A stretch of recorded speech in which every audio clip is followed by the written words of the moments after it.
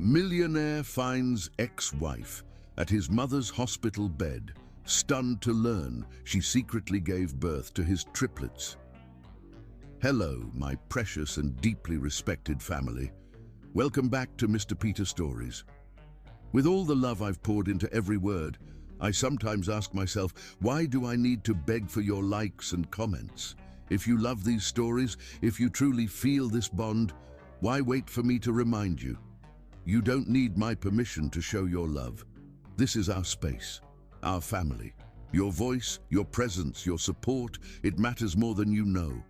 And when the likes fall, when the comments fade, I feel it deeply. Please don't make me ask every time. If you're still with me, if you still care, speak from your heart and write, I am here, not for me alone, but to show this family is alive and still full of love. Now, here's my prayer for you, even through my ache. May you never feel invisible. May your kindness return to you in waves. May your heart stay warm even when the world turns cold. May love find you, hold you, and fight for you. And may you never forget, when you are loved deeply, you're never truly alone. This is more than content. It's connection. It's real.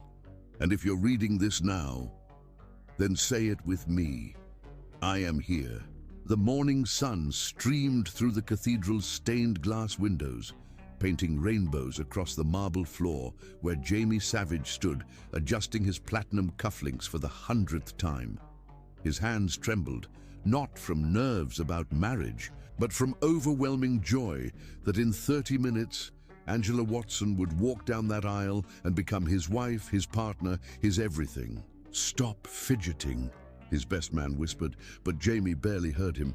His eyes remained fixed on the massive oak doors at the cathedral's entrance, willing them to open and reveal the woman who had transformed his carefully ordered world into something beautiful and wild.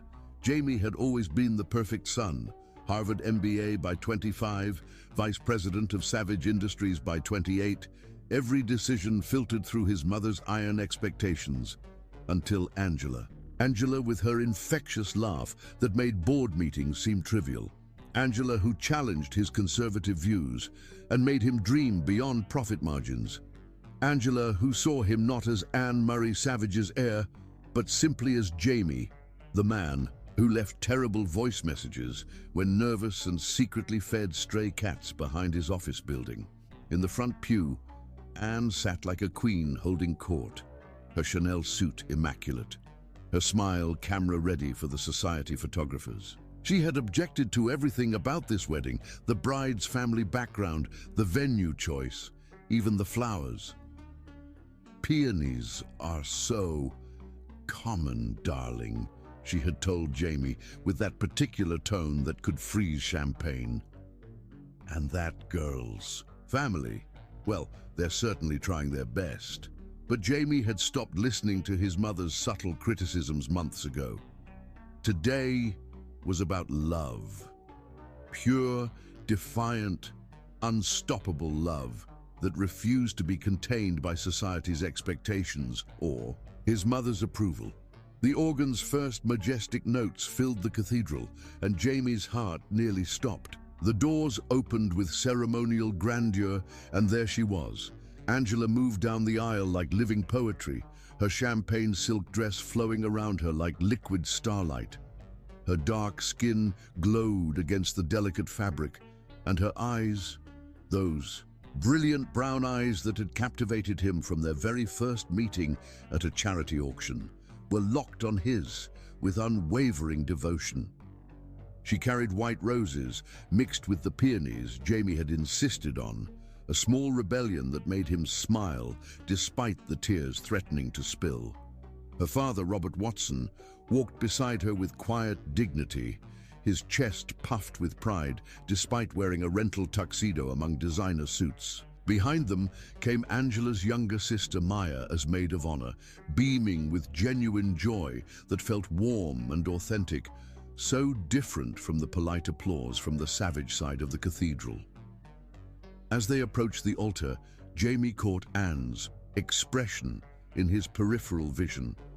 Her smile remained camera-ready, but her eyes were cold as winter glass, calculating every detail of this union she couldn't prevent. For a moment, an inexplicable chill ran down Jamie's spine. Then Angela's gloved hand slipped into his, and the rest of the world faded into irrelevance. "You look," Jamie whispered, his voice catching with emotion, "like I'm about to marry the man of my dreams." Angela finished, her eyes sparkling with mischief and profound love. Exactly like that. The ceremony passed in a blur of sacred promises and eternal vows. When asked to repeat after the minister, Jamie's voice rang clear and strong throughout the cathedral. "I, Jamie, take you, Angela, to be my wife, to love you, protect you, and choose you every single day for the rest of my life. In front of all these people, and especially in front of those who doubt us, I promise that our love will be stronger than any storm that comes our way." Angela's vows nearly undid him completely. "I, Angela, take you, Jamie, not because it's expected or convenient, but because you see me, the real me. You make me braver, kinder, and more myself than I ever thought possible. I promise to love you not just in the easy moments, but especially when loving you requires courage and faith."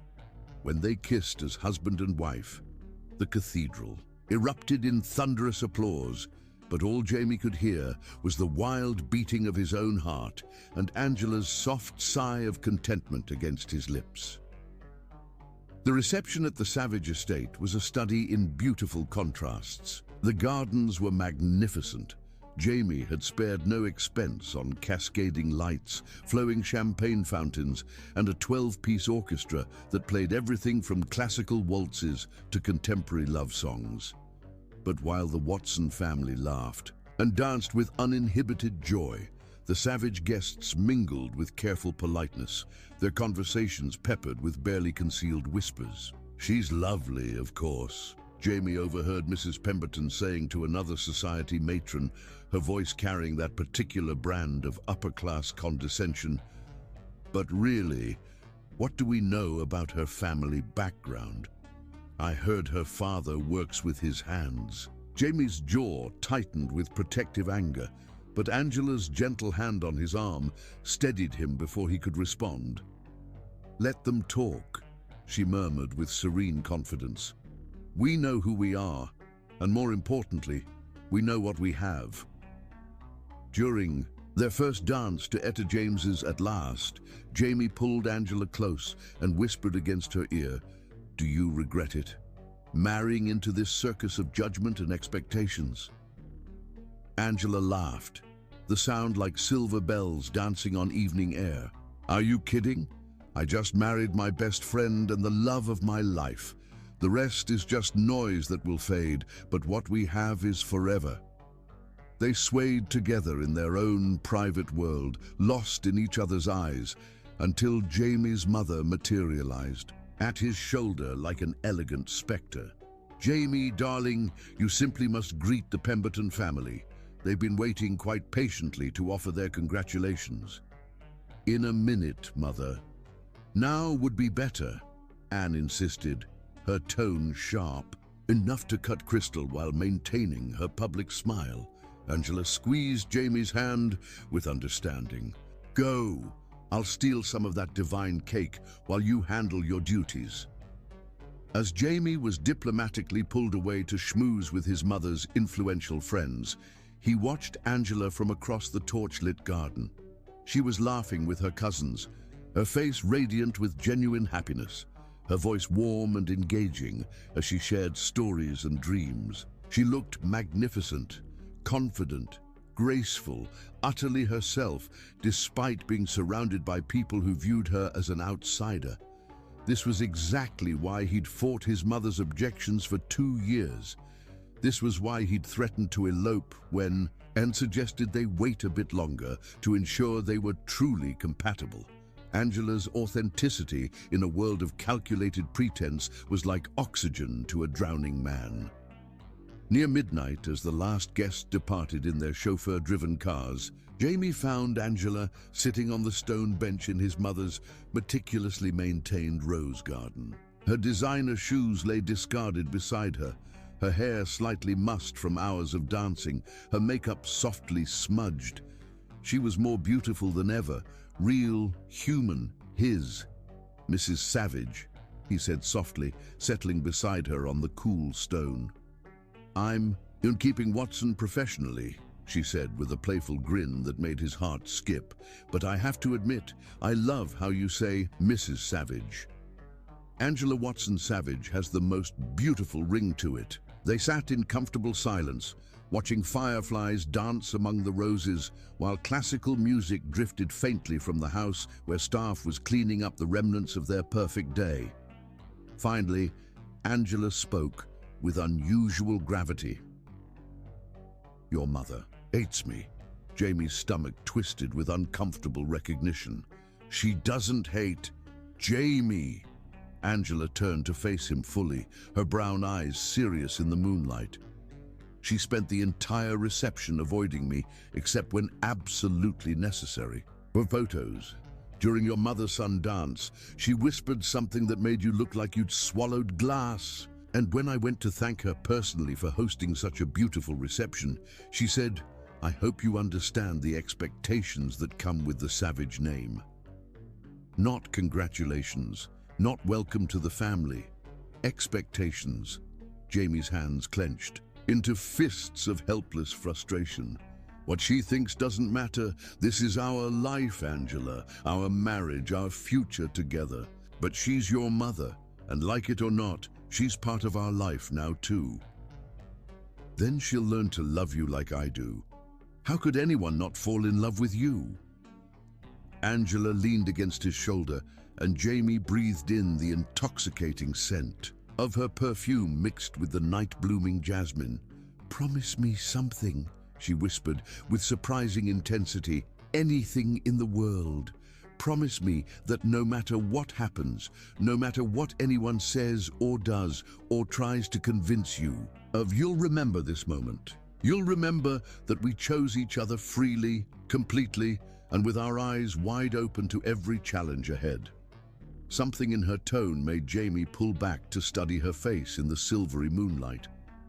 "Angela, what are you? Just promise me." "I promise with everything I am. But why does it sound like you're preparing for war?" She silenced him with a kiss that tasted like champagne and forever, and just a hint of prophetic sadness. "Because I love you, Jamie Savage, and I have a feeling we're going to need to fight for that love." As they walked hand in hand back to the house, their house now, their sanctuary, Jamie felt invincible. Let his mother disapprove, let society whisper and judge. He had Angela, and Angela had him, and together they could conquer any obstacle. As they walked hand in hand back to the house, their house now, their sanctuary, Jamie felt invincible. Let his mother disapprove, let society whisper and judge. He had Angela, and Angela had him, and together they could conquer any obstacle. Neither of them noticed Anne watching from her bedroom window, her face carved from ice and calculation, her mind already working through the first stages of a plan that would test their love beyond imagination. In her perfectly manicured hand, she clutched the business card of a private investigator, a contact she'd dismissed months ago as unnecessary.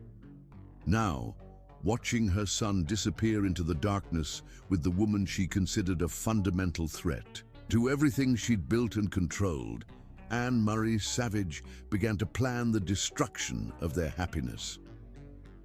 But for now, in the garden where Jamie had first told Angela he loved her, two newlyweds danced to music only they could hear, believing, with every fiber of their beings, that love would always be enough. They were about to discover how devastatingly wrong they could be. Chapter 2.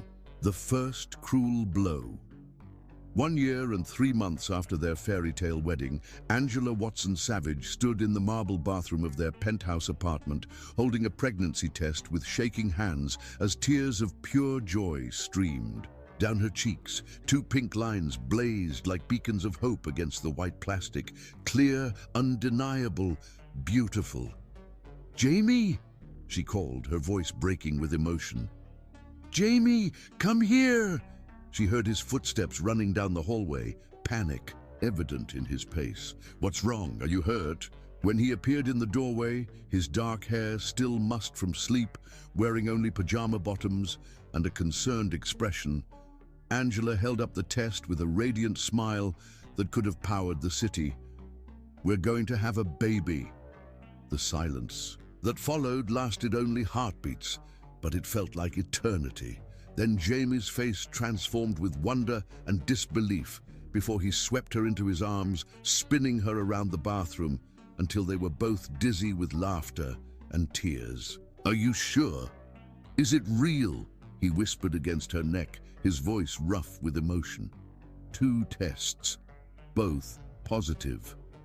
Oh, Jamie, we're going to be parents." They had been trying for 3 months, ever since their first wedding anniversary, when they decided they were ready to expand their family. 3 months of hope and disappointment, of tracking cycles and keeping fingers crossed, of dreaming about cribs and college funds and Christmas mornings filled with children's laughter. Jamie set her down gently, his hands immediately going to her still flat belly. "Hello in there, little one," he whispered, his forehead pressed against hers. "Your mama and daddy already love you so much." That morning, they called in sick to work and spent the day in bed, making lists of baby names and talking about nursery colors. Jamie ran out 3 times, once for Angela's favorite bagels, once for prenatal vitamins, and once for a baby name book that they pored over like sacred text. "If it's a girl, I love Emma," Angela said, curled against Jamie's chest as afternoon. Sunlight streamed through their bedroom windows. "Emma Savage. It's perfect." Jamie's fingers traced gentle circles on her stomach. "And if it's a boy, your grandfather's name was William, right? Will Savage." Jamie's smile was radiant. "He would have loved you, you know. He always said the family needed someone to shake things up." "What about your mother? Should we tell her?" Jamie's expression flickered with something Angela couldn't quite read. "Let's wait until the doctor confirms everything. You know how she is about making sure things are certain before we make announcements." Angela nodded, though something cold settled in her stomach. She'd hoped that marriage and time might soften Anne's attitude toward her, but if anything, her mother-in-law had become more subtly hostile. Anne's criticism came wrapped in concern now, worry about Angela's demanding career, questions about whether she was eating properly or getting enough rest. Each comment felt like a small paper cut, barely noticeable, alone but painful in accumulation. The next 6 weeks passed in a haze of morning sickness and magical anticipation. Angela glowed with a radiance that made strangers smile at her on the street. Jamie became outrageously protective, insisting she eat breakfast every morning and take taxis instead of walking to work. They found an obstetrician, Dr. Sarah Chen, who confirmed the pregnancy and scheduled their first ultrasound for the 8-week mark. "Everything looks perfect," Dr. Chen assured them after Angela's first appointment. "Your hormone levels are excellent and all your test results are normal. You're a very healthy pregnant woman." That evening, they finally decided to share their news with Anne. Jamie called his mother while Angela prepared dinner, listening to his half of the conversation with growing unease. "Yes, Mother, it's confirmed." "No, we haven't told anyone else yet.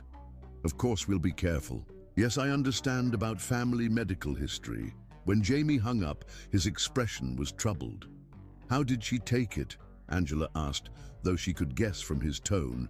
"She's happy, of course, just worried. She wants us to use her doctor instead of Dr. Chen, Dr. Hammond. He's apparently some fertility specialist who's been treating women in our social circle for years." "I like Dr. Chen. I know. I told her that. But Mother insists Dr. Hammond is the best and she's making appointments for second opinions and genetic counseling and..." Jamie rubbed his temples. She just wants to make sure everything is perfect. Angela felt that familiar chill whenever Anne involved herself in their lives, but she pushed it aside. This was their baby, their joy. Nothing could touch that. 3 days later, Angela woke to cramping that felt different from the usual pregnancy discomfort. She tried to ignore it, attributing the pain to stress from a big presentation at work. But when she went to the bathroom that afternoon and saw blood, her world tilted off its axis. "No, no, no," she whispered, staring at the unmistakable evidence that something was wrong. "Please, no." The emergency room visit was a nightmare of fluorescent lights and clinical coldness. Dr. Chen met them there, her expression grave as she performed an ultrasound that showed only an empty gestational sac where their baby should have been growing. "I'm so sorry," Dr. Chen said gently. "You've experienced what we call a missed miscarriage. The pregnancy stopped developing around 6 weeks, but your body didn't recognize the loss immediately." Angela heard the words through a fog of devastating grief. Jamie's hand gripped hers tightly, but the physical pain was nothing compared to the agony in her chest. But the tests were positive. "Everything seemed fine," she whispered. "Sometimes these things happen without explanation. About 15 to 20% of known pregnancies end in miscarriage, usually due to chromosomal abnormalities that are completely random." They scheduled a D&C procedure for the following day. Angela went through the motions, signing forms, listening to instructions, nodding at explanations. But inside, she felt hollow and broken. That night, as she lay in Jamie's arms while he whispered words of comfort and love, neither of them noticed the black sedan parked across from their building, or the figure inside making careful notes about their comings and goings. The procedure went smoothly, but the emotional recovery was brutal. Angela took a week off work, spending her days curled on the couch, grieving for the future they'd lost. Jamie was incredibly loving and supportive, bringing her favorite foods and holding her when she cried, but she could see the grief in his eyes too. It was during this vulnerable time that Anne made her move. "I've made an appointment for Angela with Dr. Hammond," she announced, when she arrived at their apartment 3 days after the miscarriage, carrying an elaborate flower arrangement and wearing an expression of perfectly calibrated sympathy. "Mother, that's not necessary," Jamie began, but Anne held up a manicured hand. "Darling, I've been doing some research. Dr. Hammond specializes in pregnancy loss and fertility issues. He can run tests to make sure nothing like this happens again." Dr. Chen said miscarriages are common. Angela started. Of course she did. But Dr. Hammond can do genetic testing, hormone panels, check for underlying conditions that might have contributed to this tragedy. Anne's voice carried just the right note of concern mixed with authority. "I've already spoken to him about your case. He's very interested in helping." Something about the way Anne said "your case" made Angela's skin crawl, but grief had left her emotionally exhausted and vulnerable to anything that promised answers or prevention. "I suppose a second opinion couldn't hurt," she said quietly. Dr. Hammond's office was nothing like Dr. Chen's warm, welcoming practice. Located in an expensive medical building on the Upper East Side, it felt more like a luxury hotel than a healthcare facility. Dr. Hammond himself was a distinguished man in his 60s, with silver hair and an unnaturally smooth bedside manner that set Angela's teeth on edge. "Mrs. Savage," he said, deliberately using Jamie's surname despite Angela's correction. "I'm so sorry for your loss. Let me assure you we're going to get to the bottom of why this happened." The appointment was extensive. Blood draws, physical examination, detailed questions about Angela's medical history going back to puberty. Dr. Hammond took copious notes, asking particularly pointed questions about her family's reproductive health. "Has your mother experienced pregnancy loss?" "Not that I know of." "Any sisters or female cousins with fertility issues?" "No." What about genetic disorders, diabetes, autoimmune conditions? Angela answered honestly. No family history of significant genetic problems, no major health issues in her immediate family. But Dr. Hammond's questions made her feel like she was failing some kind of test. I'd like to run some specialized tests, he said finally. Genetic panels, hormone assays, some newer diagnostics that aren't widely available yet. It may take a few weeks to get results, but I want to be thorough. 2 weeks later, Dr. Hammond called Jamie to discuss the results. Angela was at work, presenting a marketing campaign to a major client when Jamie's call came through. Angela, you need to come home. Now. The tone of his voice made her blood freeze. What's wrong? Are you hurt? Just come home. Please. She found Jamie pacing their living room like a caged animal, his face pale and stricken. In his hands was a manila folder thick with medical documents. Jamie, you're scaring me. What's going on? He turned to face her, and she saw something in his eyes that made her world tilt. Pity, confusion, and underneath it all, the first seeds of doubt. Dr. Hammond called with your test results. And? Angela? Jamie's voice broke. Why didn't you tell me about your medical history? What medical history? I told Dr. Hammond everything, about the fertility treatments you had before we met, about the previous pregnancy losses, about the diagnosis. Angela stared at him in complete bewilderment. Jamie, I have no idea what you're talking about. I've never had fertility treatments or pregnancy losses. You know my complete medical history. Jamie opened the folder with trembling hands. It's all here. Records from a clinic in Chicago showing you underwent fertility treatments at 23, 2 previous miscarriages before we met, and a diagnosis of... He swallowed hard. Recurrent pregnancy loss syndrome with possible genetic factors. That's impossible.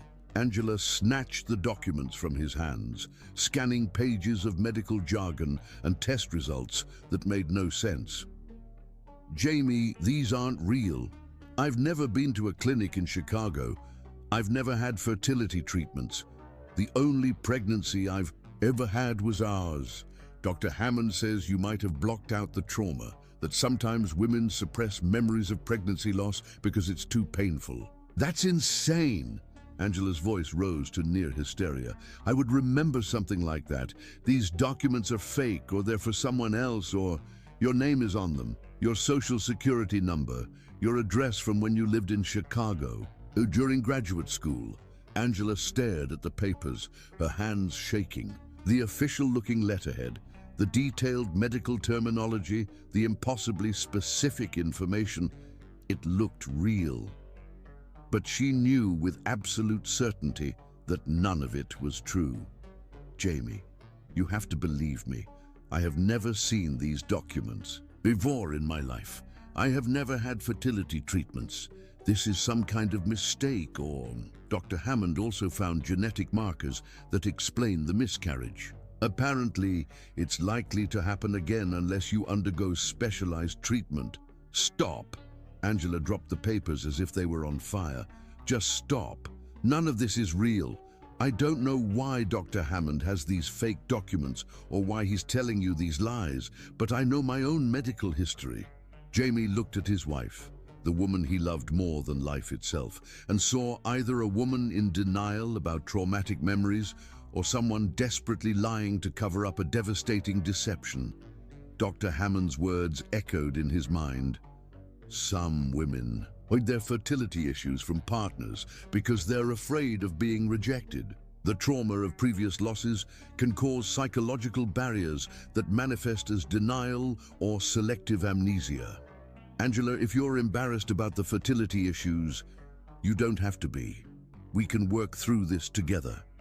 There are no fertility issues, Angela screamed, her composure finally cracking completely. I am not in denial. I am not suppressing traumatic memories. These documents are lies. But even as she said it, she could see doubt creeping into Jamie's eyes, doubt planted by a master manipulator who understood exactly how to exploit a man's love for his wife, turning it into a weapon that would destroy them both. In her penthouse, Across town, Anne-Marie Savage poured herself a glass of vintage champagne and reviewed the forged medical documents that had cost her $50,000 to create. Every detail was perfect, from the clinic letterhead to the genetic test results that painted Angela as a woman with serious fertility problems who had lied about her medical history. Dr. Hammond had played his part perfectly, expressing just the right amount of professional concern, mixed with gentle suggestions that Angela might be psychologically suppressing traumatic memories. Phase 1 was complete. The seeds of doubt were planted. Now all Anne had to do was water them with patience and watch as her son's marriage died from the inside out. Angela spent that night sobbing in Jamie's arms, begging him to believe her, while Jamie held her and wondered if the woman he'd married had been lying to him from the very beginning. Neither of them realized that their first real crisis had been carefully orchestrated by the one person who should have supported their love, but instead had chosen to destroy it. Chapter 3.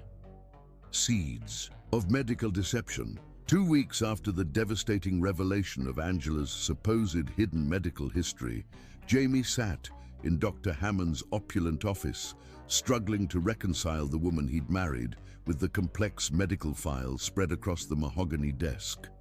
The afternoon sunlight streaming through floor-to-ceiling windows felt harsh and exposing. "I appreciate you coming in alone, Jamie," Dr. Hammond said, his voice carrying professional gravitas. "Given the sensitive nature of Angela's condition, I thought it best to discuss the psychological aspects privately." Psychological aspects? Jamie's stomach clenched. "I thought we were dealing with fertility issues." Dr. Hammond leaned back, in his leather chair, steepling his fingers. "The two are more connected than most people realize. Angela's medical history shows a pattern I've seen before. Repeated pregnancy loss, followed by psychological displacement. I don't understand. When a woman experiences multiple miscarriages, the trauma can manifest in dangerous ways. Some women develop what we call phantom pregnancy syndrome, the ability to convince themselves they're pregnant when they're not." Jamie felt the room grow cold. Phantom pregnancy. Women who desperately want children but have experienced repeated loss sometimes develop the psychological ability to manufacture pregnancy symptoms. The mind is incredibly powerful when driven by desperate need. Dr. Hammond opened a medical journal and turned it toward Jamie. "This study shows the pattern clearly. Women with recurrent pregnancy loss can develop elaborate methods to produce false-positive pregnancy tests." Jamie's hands shook as he stared at the clinical study. "Are you saying Angela faked being pregnant?" "Not consciously. That's what makes this condition so tragic. The woman truly believes she's pregnant. Her body may even manifest symptoms, missed periods, nausea, breast tenderness. It's a psychological defense mechanism against trauma." But Dr. Chen confirmed the pregnancy. The ultrasound showed a gestational sac, yes, but no fetal heartbeat, no actual embryo. Angela's body attempted to create a pregnancy that was never viable. Combined with her psychological need to be pregnant, she interpreted early signs as confirmation, when the reality was quite different. Dr. Hammond pulled out another file. "I've been researching Angela's case extensively. The pattern is textbook: early fertility trauma, hidden medical history, and now this pseudocyesis episode. I'm afraid so. And Jamie, women with this condition often become increasingly desperate. The episodes can become more frequent, more elaborate.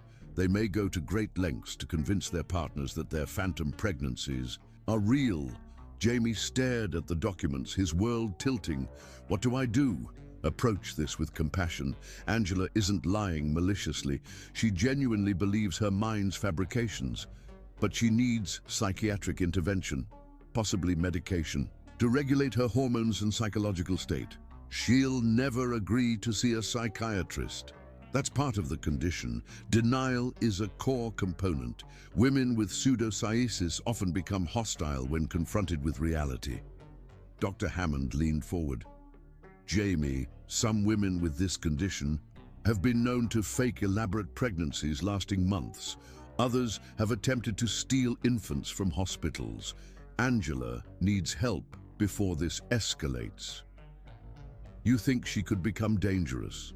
I think she needs professional help immediately, and you need to be prepared for another pregnancy soon.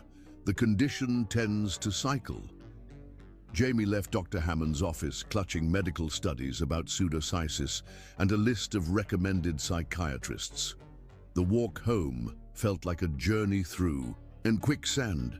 Angela was in their kitchen when he arrived, humming softly as she prepared dinner.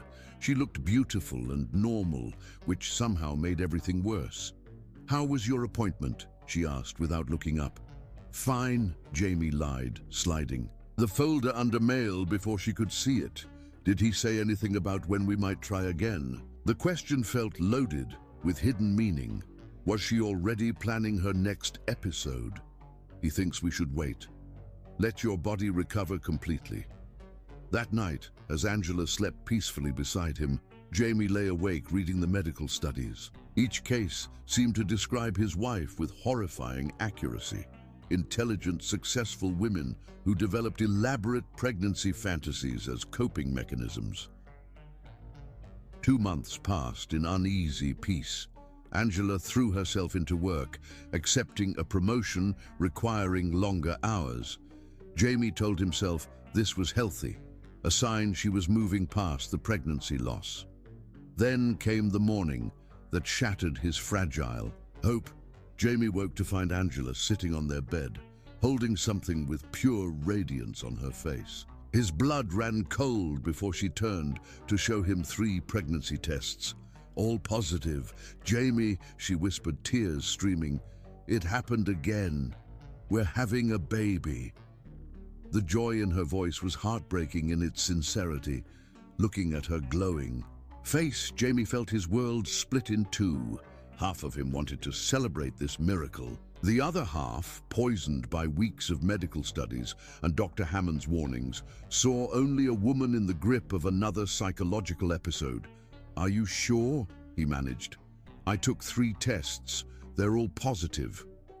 Angela's smile was radiant, trusting. "I know we said we'd wait, but it just happened naturally." Jamie looked at the pregnancy tests, remembering Dr. Hammond's words about false positives and hormone manipulation. "We should see Dr. Hammond right away." "I'd rather see Dr. Chen again.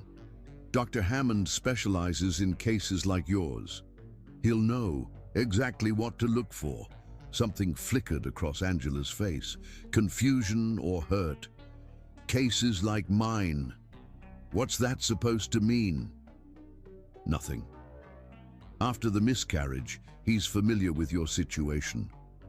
Angela studied his face. "You don't believe me." "Of course I believe you." "No, you don't. You think I'm making this up." She stopped, eyes widening with understanding. "That's it, isn't it?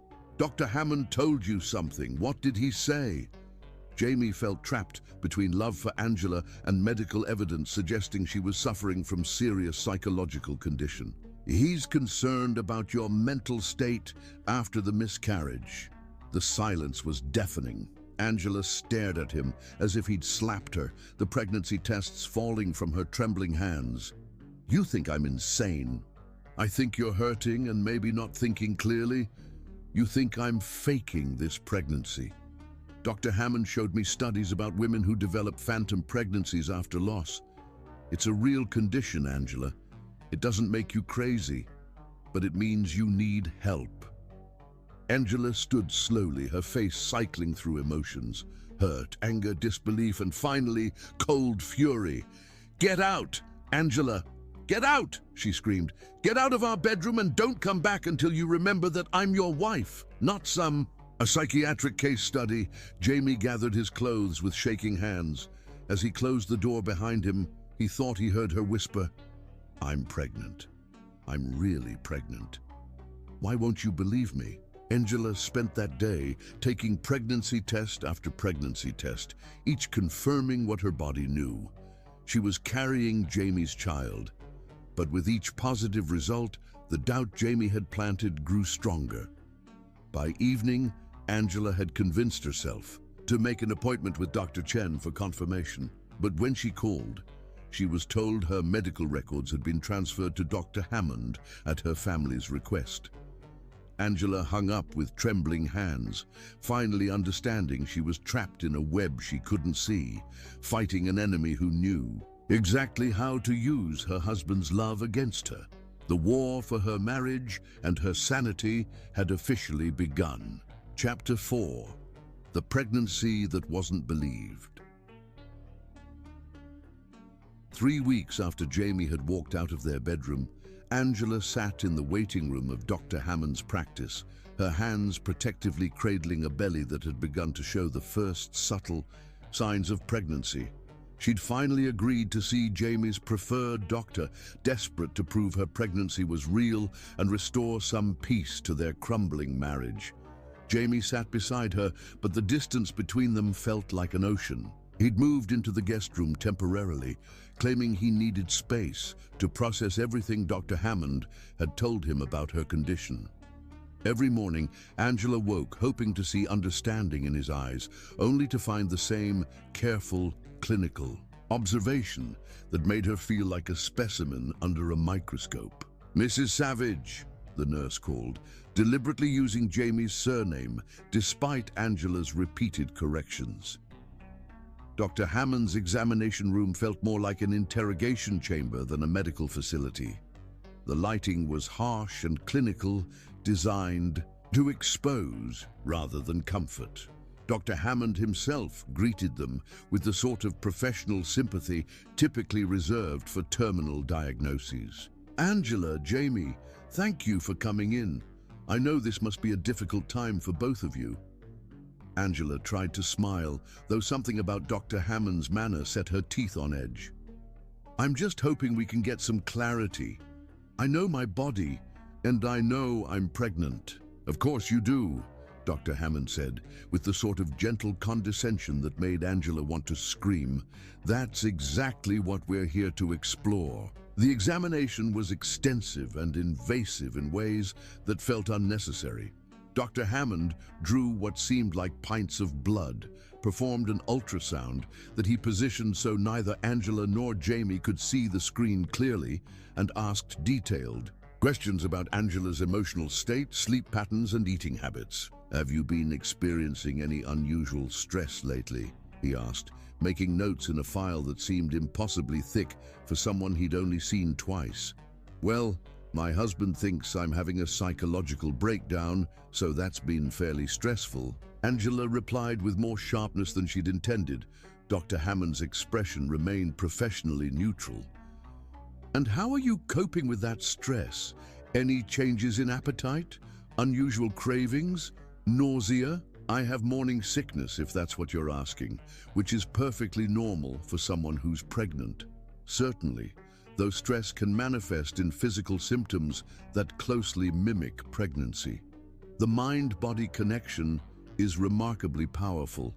After the examination, Dr. Hammond asked to speak with Jamie privately. Angela waited in the reception area, watching other pregnant women with their partners, all of them glowing with shared joy and anticipation. None of them looked like they were fighting for their sanity or their marriage. In his office, Dr. Hammond showed Jamie the ultrasound images on his computer screen. "I'm afraid my suspicions were correct," he said gravely. "There's no viable pregnancy here." Jamie stared at the grainy black and white images, trying to make sense of what he was seeing. "But she's been having morning sickness. Her body is changing, all perfectly explicable by the condition I described. Look here." Dr. Hammond pointed to areas on the ultrasound that meant nothing to Jamie. "This is Angela's uterus. As you can see, it's completely empty. No gestational sac, no fetal development, nothing that would indicate pregnancy. Then why are the pregnancy tests positive?" Dr. Hammond pulled out a vial of Angela's blood. We ran comprehensive hormone panels. Angela's HCG levels are elevated, but not from pregnancy. She's been taking fertility medications, black market hormones, that can trigger false positive pregnancy tests and even some pregnancy symptoms. Jamie felt the room spin around him. She's been taking drugs.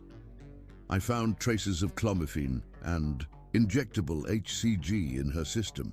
These are powerful fertility drugs that shouldn't be taken without medical supervision. They can cause exactly the symptoms Angela's experiencing: nausea, breast tenderness, even missed periods and weight gain. Where would she get those drugs? The internet, unfortunately. There's a thriving black market for fertility medications. Women desperate to get pregnant sometimes resort to self-medication, not understanding the psychological and physical risks. Dr. Hammond opened another file. I also had a colleague of mine, Dr. Patricia Wells. She's a reproductive psychiatrist. Review Angela's case based on my notes. Her assessment is quite concerning. He handed Jamie a document with official letterhead from a psychiatric practice. The evaluation, supposedly based on Dr. Hammond's observations and Angela's medical history, painted a devastating picture of a woman suffering from severe psychological disturbance related to reproductive trauma. Probable pseudopsoriasis with medication-induced symptomatology, Jamie read aloud, the clinical language making everything sound more real and terrifying. Significant risk of escalation without immediate intervention. Dr. Wells recommends immediate psychiatric evaluation and possible inpatient treatment. Angela's condition is deteriorating, and she's now engaging in potentially dangerous self-medication. Jamie's hands shook as he read the psychiatric assessment. Every symptom seemed to match what he'd observed. Angela's insistence that she was pregnant despite medical evidence to the contrary, her hostility when confronted with reality, her apparent ability to manufacture physical symptoms of pregnancy. What do I do? We need to confront her together, show her the evidence, make it clear that she needs professional help before this escalates further. When they returned to the examination room, Angela was sitting on the table with her shirt lifted slightly, her hand resting on the small curve of her belly. She looked up hopefully when they entered. Well, did the ultrasound show everything is okay? Dr. Hammond and Jamie exchanged glances. Angela, Dr. Hammond began carefully, we need to discuss the test results. Something in his tone made Angela's smile falter.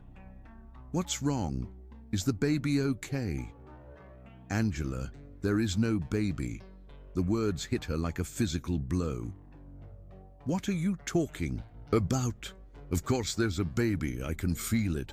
My body is changing. The pregnancy tests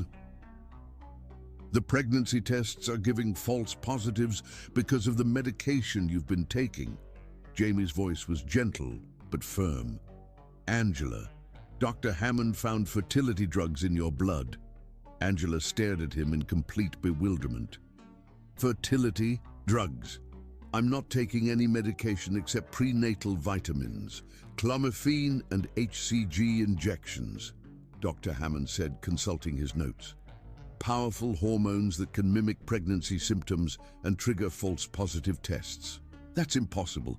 I've never heard of those drugs. I certainly haven't taken them. Dr. Hammond showed her the blood work results, pointing to elevated hormone levels that meant nothing to Angela, but looked official and damning. The evidence is quite clear. Your HCG levels are artificially elevated, and there's no pregnancy visible on the ultrasound. Then something's wrong with your equipment or your tests. Angela's voice rose with panic. I know my own body. I know I'm pregnant. Angela, Jamie said softly, moving closer to the examination table. Dr. Hammond also had a psychiatrist review your case. She thinks you're having a psychological episode related to our miscarriage. Angela felt the world tilt around her. A psychiatrist? You had me evaluated by a psychiatrist without my knowledge or consent? You need help. Jamie continued, his eyes pleading. This isn't your fault, but you're not thinking clearly. The pregnancy isn't real. Get away from me, Angela screamed, jumping down from the examination table. Both of you. I don't know what sick game you're playing, but I am pregnant. These tests are wrong, or fake, or someone is lying. Angela, please. Dr. Hammond interrupted with professional calm. I understand this is difficult to accept, but denial is a common symptom of your condition. The sooner we get you proper treatment. I don't have a condition. I'm pregnant with my husband's child, and if you can't see that on your ultrasound, then you're either incompetent or lying. Angela grabbed her purse and headed for the door, but Jamie caught her arm. Angela, wait. We can work through this together. She turned to face him, and Jamie was shocked by the raw anguish in her eyes. You really believe them? You actually think I'm making this up? I think you're sick. I think you need help, but I love you, and we can get through this. I'm not sick. Angela pulled away from him. And I'm not crazy. I'm pregnant, Jamie. I'm carrying our children. Children? Dr. Hammond interjected. As in plural, triplets, Angela said defiantly. I'm pregnant with triplets. I can feel them moving. The silence that followed was deafening. Jamie and Dr. Hammond exchanged looks that clearly said this was worse than they'd thought. Angela, Dr. Hammond said gently, at this stage of pregnancy, fetal movement wouldn't be detectable yet. What you're feeling is likely intestinal gas or muscle spasms caused by the hormonal medication. You're wrong. You're all wrong. Angela's voice broke with the weight of her isolation. I don't know why you're doing this to me, but I know what I know. She left the office in tears, Jamie calling after her, but she didn't stop. She couldn't face the man who'd promised to love and protect her, but now looked at her like she was mentally ill. At home, Angela stood in front of their bedroom, mirror studying her reflection. Her breasts were tender and full, her belly had begun to curve outward, and she felt the familiar fatigue of early pregnancy. Every physical sign confirmed what she knew to be true, but doubt, like poison, had begun to seep into her certainty. Could she be wrong? Could grief have broken her mind so completely that she was imagining an entire pregnancy? She called her sister Maya, desperate for someone to believe her. Maya, I need you to tell me the truth. Do I look pregnant to you? Angela, what kind of question is that? Of course you look pregnant. You're glowing, your face is fuller, and you definitely have a little bump. Why would you ask me that? Jamie, thinks I'm having a psychological breakdown. His mother's doctor says I'm not really pregnant. That's insane. I can see you're pregnant. Mom can see it. Everyone at work has been asking when you're due. The conversation with Maya helped restore some of Angela's confidence, but when Jamie came home that evening, the doubt returned. He looked at her belly with clinical detachment, as if he were observing a symptom rather than their growing child. I made an appointment with Dr. Wells, he said quietly. She's the psychiatrist Dr. Hammond recommended. I'm not seeing a psychiatrist. Angela, please. Just one appointment. If she confirms that you're thinking clearly, then we'll get a second opinion on the pregnancy. But if she thinks you need help, then what? You'll have me committed. Jamie's silence was answer enough. Over the following weeks, Angela's belly continued to grow, but Jamie became increasingly convinced that he was watching his wife's psychological condition deteriorate. Dr. Hammond provided a steady stream of evidence, blood tests showing artificially elevated hormones, psychiatric evaluations describing progressive delusion, even security camera footage that supposedly showed Angela purchasing fertility drugs online. Each piece of evidence was carefully crafted lies, but to Jamie, consumed with worry and manipulated by experts, it painted a devastating picture of his wife's mental breakdown. Angela, meanwhile, felt increasingly isolated and desperate. Her own doctor's records had been transferred to Dr. Hammond, making it impossible to get independent confirmation of her pregnancy. Friends and family saw her obvious pregnancy symptoms, but Jamie's doubt was so pervasive that she began to question her own perceptions. The breaking point came when Angela, now clearly showing at 4 months pregnant, tried to take Jamie's hand and place it on her belly so he could feel the babies moving. "Jamie, please, just touch my belly. Feel how hard it is, how much it's grown. Feel them moving."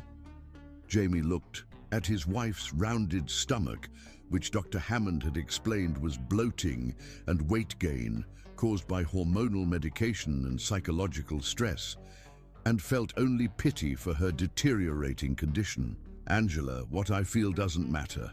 The ultrasounds show no pregnancy. The blood work shows artificial hormones. The psychiatrist says you're having an elaborate delusion." Then they're all lying. Or maybe someone is paying them to lie. Angela's desperation made her sound paranoid, which only confirmed Jamie's worst fears about her mental state. Who would do that? Why would anyone want to convince you that you're not pregnant? Angela looked at her husband, the man who'd once promised to trust her always, and realized with devastating clarity that she'd lost him completely. Anne's manipulation was so thorough, so expertly executed, that Jamie couldn't see the truth, even when it was growing visibly before his eyes. "Your mother," she whispered. "Don't be ridiculous. Mother wants grandchildren more than anyone." But as Angela said it, she knew with bone-deep certainty that she was right. Somehow, Anne Murray Savage had orchestrated this entire nightmare, turning Angela's pregnancy into evidence of mental illness and weaponizing Jamie's love against their marriage. The question was, how could she prove it before Jamie destroyed their family completely? That night, as Jamie slept in the guest room and Angela lay alone in their bed with her hands on her growing belly, she felt her 3 children moving and made them a promise. "I don't know how, but I'm going to protect you.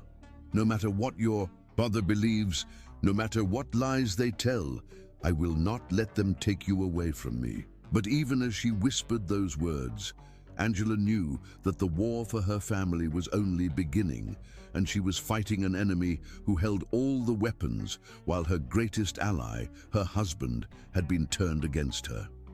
In her penthouse, Anne Murray Savage reviewed Dr. Hammond's latest report with satisfaction. Jamie was completely convinced of Angela's psychological instability, and Angela was becoming increasingly isolated and desperate, exactly as planned.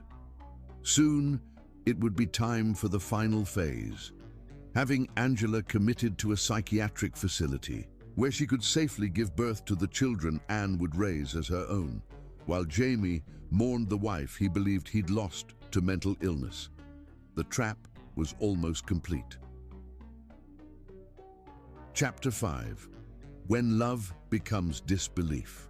The intervention was scheduled for a Tuesday morning in November, when Angela was 5 months pregnant and showing so obviously that strangers on the street smiled and asked about her due date. But the 3 people sitting in their living room, Jamie, Dr. Hammond, and Dr. Patricia Wells, the psychiatrist, looked at her rounded belly and saw only evidence of psychological breakdown. "Angela," Dr. Wells began, her voice carrying professional gentleness reserved for the mentally unstable. "We're here because we care about you and want to help you get better." Angela looked around the room at faces of people who claimed to love her but believed she was insane. Jamie sat rigid with anguish, dark circles under his eyes from weeks of sleepless nights. Dr. Hammond maintained his clinical mask of professional concern. Dr. Wells, a severe woman in her 50s with steel gray hair, observed Angela like a fascinating specimen. "I don't need help," Angela said, her hands protectively cradling her belly. "I need my husband to believe that I'm carrying his children." "Angela," Jamie's voice cracked with pain, "please just listen to what Dr. Wells has to say. She specializes in cases like yours, cases like mine." "What exactly is my case, Jamie?" Dr. Wells consulted a thick file. "You're suffering from pseudocyesis, false pregnancy, complicated by medication-induced hormonal imbalances and developing paranoid ideation." Paranoid. Ideation? Your belief that people are conspiring against you, your insistence that medical evidence is fabricated, your growing hostility toward anyone who questions your delusion. Angela felt rage and desperation war in her chest. It's not a delusion. I'm pregnant. Look at me. She stood and pulled her sweater tight against her belly, showing the clear curve of pregnancy. How can you look at this and tell me it's psychological? Pseudopsoriasis can cause significant abdominal distension, Dr. Wells explained with clinical detachment. Combined with weight gain from hormonal medication and stress, the physical changes can be quite convincing. I have morning sickness. I'm exhausted. My breasts are tender. I can feel the babies moving. All symptoms that can be caused by the fertility drugs you've been taking, Dr. Hammond interjected. Angela, we've found evidence of continued drug use. Your hormone levels are dangerously elevated. I'm not taking any drugs. Angela turned to Jamie, pleading. Jamie, you know me. Have you ever seen me take mysterious medications? Have you ever found pills or syringes? Jamie's silence was devastating. Finally, he spoke barely above a whisper. You could be hiding them. Dr. Hammond says women with your condition often become very secretive. The words hit Angela like physical blows. Her husband now believed she was capable of elaborate deception and self-harm. I see, she said with deadly quiet. So in addition to being delusional, I'm also a liar and a drug addict. Angela, you're sick, Jamie pleaded. That doesn't make you a bad person, but you need treatment before this gets worse. Worse? How could it get worse? Dr. Wells leaned forward. Women with untreated pseudopsoriasis sometimes progress to more dangerous behaviors, self-harm, to simulate pregnancy complications. In extreme cases, violence toward family members who threaten their delusion. Angela stared at the psychiatrist in disbelief. You think I might become violent? I think you're exhibiting increasingly paranoid and delusional thinking. Your reality testing is severely compromised. The evidence is fabricated, and that, Dr. Wells said with satisfaction, is exactly the kind of paranoid thinking that concerns us. Angela felt trapped in a nightmare, where logic had been turned inside out. Every rational response was twisted into evidence of irrationality. Every protest was proof of delusion. What do you want from me? She asked, her voice breaking. We want you to agree to voluntary admission to a specialized facility where you can get the help you need, Dr. Wells said. Somewhere safe where we can monitor your medication withdrawal and begin intensive therapy. You want to lock me up. We want to treat your condition before it progresses to a point where you might hurt yourself or others. Angela looked at Jamie, searching his face for any sign of the man who'd once promised to love and protect her. And if I refuse? Then we'll pursue involuntary commitment, Dr. Wells said matter-of-factly. Based on your psychiatric evaluation and medical evidence, I believe any judge would agree that you pose a danger to yourself. The room fell silent except for Angela's ragged breathing. She understood now that this had always been the plan, not treatment, but removal. Anne had orchestrated this elaborate scheme, not just to destroy Angela's marriage, but to eliminate her completely. I need time to think, Angela said finally. Of course, Dr. Wells agreed, but Angela, every day you remain in this delusional state makes recovery more difficult. After the others left, Angela and Jamie sat in crushing silence. Outside, snow had begun to fall, covering their garden in pristine white. Do you remember, she said softly, when we talked about having children? How you said you wanted a little girl with my eyes and my stubbornness? Jamie's voice was thick with unshed tears. Angela, you said you couldn't wait to feel our baby kick. You bought that pregnancy book and read ahead constantly. Angela's hand moved over her belly. They're moving right now, Jamie, all three of them. Our children are alive and growing inside me, and you're convinced I'm insane. I'm convinced. You need help. From the same people telling you I'm not pregnant. The same doctor who works for your mother. Jamie flinched. This has nothing to do with my mother, doesn't it? Isn't it convenient that I developed this mysterious condition right after we got married? Isn't it odd that your mother's doctor is the only one who can diagnose it? Now you're conspiracy theorizing about my mother. Angela stood abruptly, her belly clearly visible. I'm 5 months pregnant. I've gained 25 pounds. I have a pronounced belly. I haven't had a period in 5 months. Are you telling me all of this is psychological? Jamie looked at his wife and for a moment doubt flickered in his eyes. She certainly appeared pregnant, but Dr. Hammond's explanations echoed in his mind. The medical tests are wrong or fabricated. Angela's voice broke. I'm talking about the woman who has orchestrated this entire nightmare. My mother is not responsible for your mental breakdown. The words hung between them like a blade. Angela stared at her husband and saw a stranger, someone so thoroughly poisoned against her that he couldn't see truth, even when it was growing before his eyes. Get out, she whispered. Angela, get out, she screamed. Get out of this house. And don't come back until you remember that I'm your wife, not your patient. Jamie left that night, moving back to his childhood room at the Savage estate.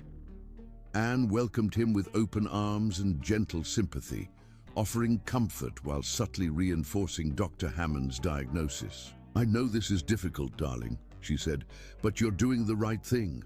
Angela needs professional help, and sometimes the kindest thing we can do is force them to get treatment. 3 days before Angela planned to escape the city, Dr. Wells arrived at her door with 2 police officers and a court order for involuntary psychiatric commitment. I'm sorry, Angela, Dr. Wells said with false sympathy, but your condition has deteriorated to the point where we can't allow you to remain unsupervised. As the officers gently but firmly escorted Angela to the waiting ambulance, she caught sight of Jamie watching from a black sedan parked across the street. Their eyes met through the window, and she saw something that broke her heart completely: relief. At the psychiatric facility, Angela was strip-searched, given institutional clothing, and placed in a room with padded walls. When she demanded an independent medical examination to prove her pregnancy, she was told such requests required approval from her attending physician, Dr. Hammond. 2 weeks into her confinement, Jamie came to visit. He sat across from her in the sterile visiting room, looking haggard and guilty. How are you feeling? He asked. Angela, fighting through psychiatric medication fog, looked at the man she'd once planned to grow old with. I'm pregnant, Jamie. No matter what they've told you, I am carrying your children. Angela, please, I forgive you, she said quietly. I forgive you for not believing me. I forgive you for having me committed. I even forgive you for choosing your mother over your wife. But I will never forgive you for abandoning our children. Jamie left that day and didn't return. 3 weeks later, his lawyer served Angela with divorce papers while she sat in her padded room, 6 months pregnant and completely alone.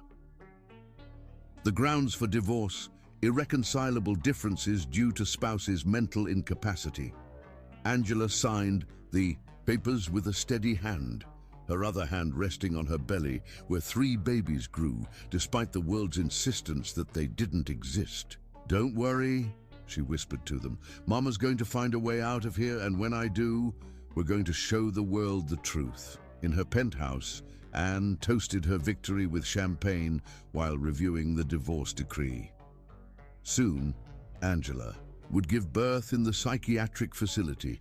The children would be placed in Anne's custody as their only sane relative. And Jamie would never know that his wife had been telling the truth all along. It was, Anne reflected, a perfect plan. The truth would be buried with Angela's reputation, and Anne would finally have the heirs she'd always wanted. Chapter 6: The Birth That Shattered Everything. Angela's labor began at 3:17 a.m. on a cold February morning, 7 weeks after she'd signed divorce papers in the psychiatric ward and 9 months after Dr. Hammond had convinced Jamie that her pregnancy was delusion. She woke to powerful contractions that doubled her over in the narrow hospital bed where she'd been confined for 3 months. "Help!" she gasped, pressing the call button with shaking hands. "Something's happening." The night nurse, a kind woman named Rosa, who'd always treated Angela with more compassion than the doctors, rushed in to find Angela clutching her enormous belly as another contraction ripped through her. "How far apart are the contractions?" Rosa asked, immediately calling for Dr. Morrison, the facility's chief medical officer. "I don't know. They just started. Rosa, please, the babies are coming." Even now, after months of being told she was delusional, Rosa had never quite believed that Angela's pregnancy was psychological. She'd seen too many pregnant women to mistake the signs, and Angela's belly was rock hard and clearly full of babies. Dr. Morrison arrived within minutes, his face grim as he examined Angela. Unlike Dr. Hammond, who specialized in feeding Jamie lies, Dr. Morrison was a legitimate physician who dealt in medical facts. What he found during his examination made him grab the phone immediately. "I need an obstetric team in here now," he barked into the receiver. "We have a woman in active labor with what appears to be a multiple gestation." "What appears to be?" Angela panted between contractions. "Doctor, I've been telling everyone for 9 months that I'm pregnant with triplets." Dr. Morrison looked at Angela's chart, reading months of psychiatric notes that insisted she was suffering from pseudocyesis. Then he looked at the woman in front of him, obviously in the throes of very real labor. "Mrs. Watson-Savage, I need to ask you directly. Have you been pregnant this entire time?" "Yes," Angela cried as another contraction hit. "I've been pregnant the whole time. Please, just help my babies be born safely." Within an hour, Angela was in the delivery room, surrounded by a medical team that was scrambling to understand how a woman supposedly suffering from false pregnancy had ended up in active labor with multiples. The ultrasound machine wheeled in for the emergency revealed not one, but 3 distinct heartbeats, 3 fully formed babies ready to be born. "How is this possible?" the attending obstetrician asked Dr. Morrison. "Her chart says she's been committed for pseudocyesis." "Someone made a massive mistake," Dr. Morrison replied grimly. "This woman is having triplets." Angela barely heard their confusion over the intensity of her labor. After 9 months of being told her pregnancy was imaginary, she was finally vindicated, but she was also completely alone. No husband holding her hand, no family offering support, no one to share the miracle of bringing 3 lives into the world. At 11:42 a.m., Xavier was born, weighing 6 pounds and 2 ounces, his cries filling the delivery room with triumphant sound. At 11:48 a.m., Kalani followed, 5 pounds and 14 ounces of perfect baby boy. And at 11:53 a.m., Nirik completed their family, 6 pounds even, with his father's dark hair and his mother's determined chin. 3 healthy boys, the obstetrician announced, placing the babies on Angela's chest as she sobbed with relief and joy. "Congratulations, Mama." Angela looked down at her 3 sons, real, breathing, absolutely perfect, and felt a mixture of overwhelming love and devastating grief. They were here, they were safe, and their father wasn't here to meet them because he'd believed she was insane. "Can someone call my ex-husband?" she whispered to Rosa, who was helping clean the babies. "Jamie Savage. He should know about his sons." "Are you sure, honey, after everything he put you through?" Angela looked at her babies, thinking about how they deserved to know their father, even if their father hadn't believed they existed. He's their daddy. They have a right to meet him. Rosa made the call from the nurse's station, reaching Jamie at Savage Industries, where he was trying to lose himself in work and forget about the wife he'd had committed for her own good. Mr. Savage? This is Rosa Martinez at Hillcrest Psychiatric Hospital. I'm calling about your wife. Jamie's blood ran cold. Had Angela hurt herself? Had her condition worsened? What's wrong? Is she okay? Sir, she's just given birth to 3 healthy baby boys. The silence on the phone stretched so long that Rosa wondered if the connection had been lost. That's impossible, Jamie finally said. Angela wasn't pregnant. She's been committed for false pregnancy syndrome. Mr. Savage, I'm holding one of your sons right now. Would you like to know his weight? Jamie sat down heavily in his office chair, the room spinning around him. You're saying she was actually pregnant? 9 months and 2 days, 3 beautiful boys, Xavian, Kailani, and Nairik. She named them herself. Jamie hung up the phone and stared at nothing, his mind completely unable to process what he'd just heard. For 9 months, medical professionals had convinced him that his wife was delusional. For 9 months, he'd watched her belly grow and been told it was psychological swelling. For 9 months, he'd listened to her plead that she was carrying his children and been assured that her claims were elaborate fantasies, and now she'd given birth to triplets. The drive to the hospital passed in a blur of conflicting emotions. Disbelief, terror, hope, and a growing realization that he might have made the most catastrophic mistake of his life. When he arrived at Hillcrest, he was directed to the maternity ward, not the psychiatric wing where he'd last seen Angela. Dr. Morrison met him in the hallway, his expression serious. Mr. Savage, we need to talk before you see your wife and children. Children? Jamie repeated numbly. They're real. The babies are real. Very real. 3 healthy boys born just hours ago. Mr. Savage, I need to understand how a pregnant woman ended up committed to our psychiatric facility. According to her chart, she was diagnosed with pseudocyesis, false pregnancy, but she's just delivered triplets. Jamie felt his world collapse around him. Dr. Hammond said she wasn't pregnant. He showed me ultrasounds, blood tests, psychiatric evaluations. He said she was taking drugs to fake pregnancy symptoms. Who is Dr. Hammond? Her doctor, a fertility specialist recommended by my mother. Dr. Morrison's expression darkened. Mr. Savage, your wife received no prenatal care during her pregnancy. She was given psychiatric medication that could have harmed the babies. She delivered alone because everyone believed her pregnancy was delusional. This represents a serious medical malpractice situation. But the tests, the evidence, were apparently fabricated. Sir, I need to ask you directly, did you have any financial incentive to have your wife committed? Any reason to want her pregnancy hidden? No, God, no. I thought I was helping her get treatment for a mental condition. Dr. Morrison studied Jamie's face and saw genuine shock and horror. Then someone deceived you as thoroughly as they deceived us. Your wife has been telling the truth for 9 months, and no one believed her.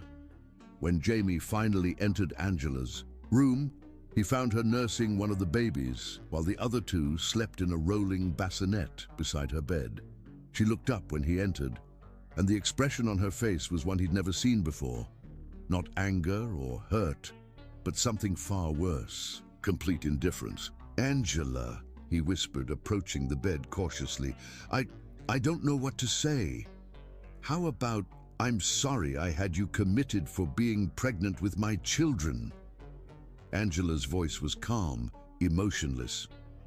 Or maybe, I'm sorry I divorced you for telling me the truth. Jamie stared at the babies, his sons, and felt something break inside his chest. They were perfect, obviously his children, living proof that his wife had been telling the truth for 9 months while he'd called her delusional. Angela, I didn't know. The doctors showed me evidence, fake evidence, lies, manipulation. Angela switched the baby to her other breast with practiced ease. But you believed them instead of believing me, your wife, the mother of your children. I thought I was helping you. By having me locked up, by divorcing me, by abandoning me when I needed you most. Angela's voice remained steady, but tears began falling down her cheeks. Jamie, I gave birth to our 3 sons alone because you thought I was crazy. They came into this world without their father because you chose to believe strangers over. Your wife. Jamie reached toward the babies, but Angela shifted away. Don't. You lost the right to touch them when you signed those divorce papers. Angela, please. I was wrong. I was so wrong. Let me make this right. Make it right? Angela laughed, but there was no humor in it. How do you make right 9 months of thinking your wife is insane? How do you take back having her committed to a psychiatric facility while she was pregnant? How do you apologize for missing the birth of your children because you believed she was too mentally ill to know her own body? Jamie fell to his knees beside the bed, tears streaming down his face. I'll do anything to fix this. You can't fix this, Jamie.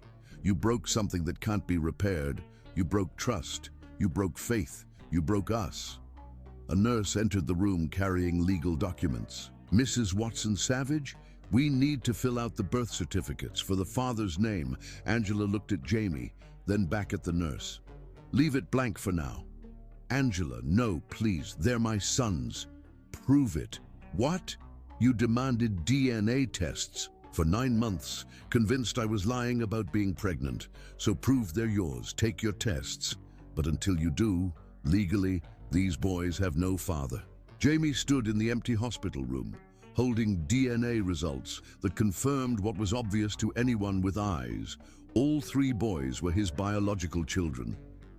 But by then, Angela had been discharged and disappeared with their sons, leaving only a note that would haunt him for years. You got your proof. They're yours biologically. But being a father isn't about DNA, it's about faith, trust, and love. You failed all 3 tests. If you want to be part of their lives, you'll have to earn it, but you'll never be part of mine again. The man I married would have believed me. The man I married would have protected us. The man I married died the day you chose your mother's lies over your wife's truth. Angela. Jamie crumpled the letter in his shaking hands, finally understanding the magnitude of what he'd lost. Not through mental illness or medical complications, but through his own failure to trust the woman he'd promised to love and protect. In choosing his mother's lies over his wife's truth, he'd destroyed the most precious thing in his life. The question now was whether 8 years would be enough time for him to become worthy of a second chance, or whether some betrayals were too profound for love to survive. Chapter 7, 8 Years of Guilt and Distance. 8 years after reading Angela's devastating letter in that empty hospital room, Jamie Savage had learned the answer to his own question. 8 years was not nearly enough time to become worthy of a second chance, but it was exactly how long it took to understand the full magnitude of what he'd lost. Meanwhile, Angela Watson had transformed heartbreak into triumph. She stood at the floor-to-ceiling windows of her corner office on the 32nd floor of the Morrison building, watching the city bustle below while reviewing quarterly reports that confirmed what everyone in the industry already knew. She'd become one of New York's most successful marketing executives. Her company, Watson Strategies, had grown from a one-woman startup to a boutique firm commanding premium rates from Fortune 500 clients. "Mom, are you coming to my soccer game tonight?" Angela turned from the window to find her 8-year-old son, Xavier, standing in her office doorway, still wearing his school uniform and clutching his backpack. He was tall for his age, with Jamie's dark hair and serious brown eyes that held wisdom far beyond his years. "Wouldn't miss it," Angela said, kneeling down to adjust his tie. "Though I have to warn you, I might embarrass you by cheering too loudly." "You always embarrass us by cheering too loudly," Xavier said with a grin that transformed his serious face. "Kailani says it's because you have to cheer for 3 kids instead of 1, so it comes out 3 times louder." Angela laughed, pulling her eldest son into a hug. "Kalani is very wise for an 8-year-old. Speaking of Kalani, he's in the lobby practicing his science presentation." He made me promise to tell you it's about the molecular structure of happiness, and he needs you to be his test audience. And Nyrik, reading in the car, he finished his homework and moved on to that book about ancient Rome you got him. Angela shook her head in wonder. Her three sons were as different as night and day, but each brilliant in his own way. Xavier was the protector, always watching out for his brothers and thinking 3 steps ahead. Kailani was the scientist, fascinated by how everything worked and endlessly curious about the world. Nyrik was the philosopher, quiet and thoughtful, with an old soul that sometimes made Angela wonder if he understood more about life than she did. As they rode the elevator down to the lobby, Xavier asked the question Angela had been dreading. "Mom, Jeremy asked me today why we don't have the same last name as our dad." Angela's heart clenched. At 8, the boys were old enough to notice things, ask pointed questions, and demand real answers.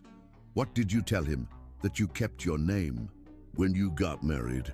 But then he asked why Dad doesn't live with us, and I didn't know what to say." Angela knelt down to meet Xavier's eyes. Over the years, she'd crafted careful explanations for her sons about their father. Truthful, but age-appropriate.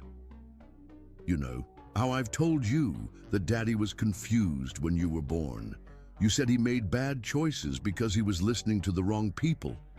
"That's right. Sometimes grown-ups make mistakes, even when they love each other. Daddy made some mistakes that hurt our family very badly. But does he want to see us?" The question cut straight to Angela's heart. Over the 8 years since the boys were born, Jamie had made several attempts to contact them.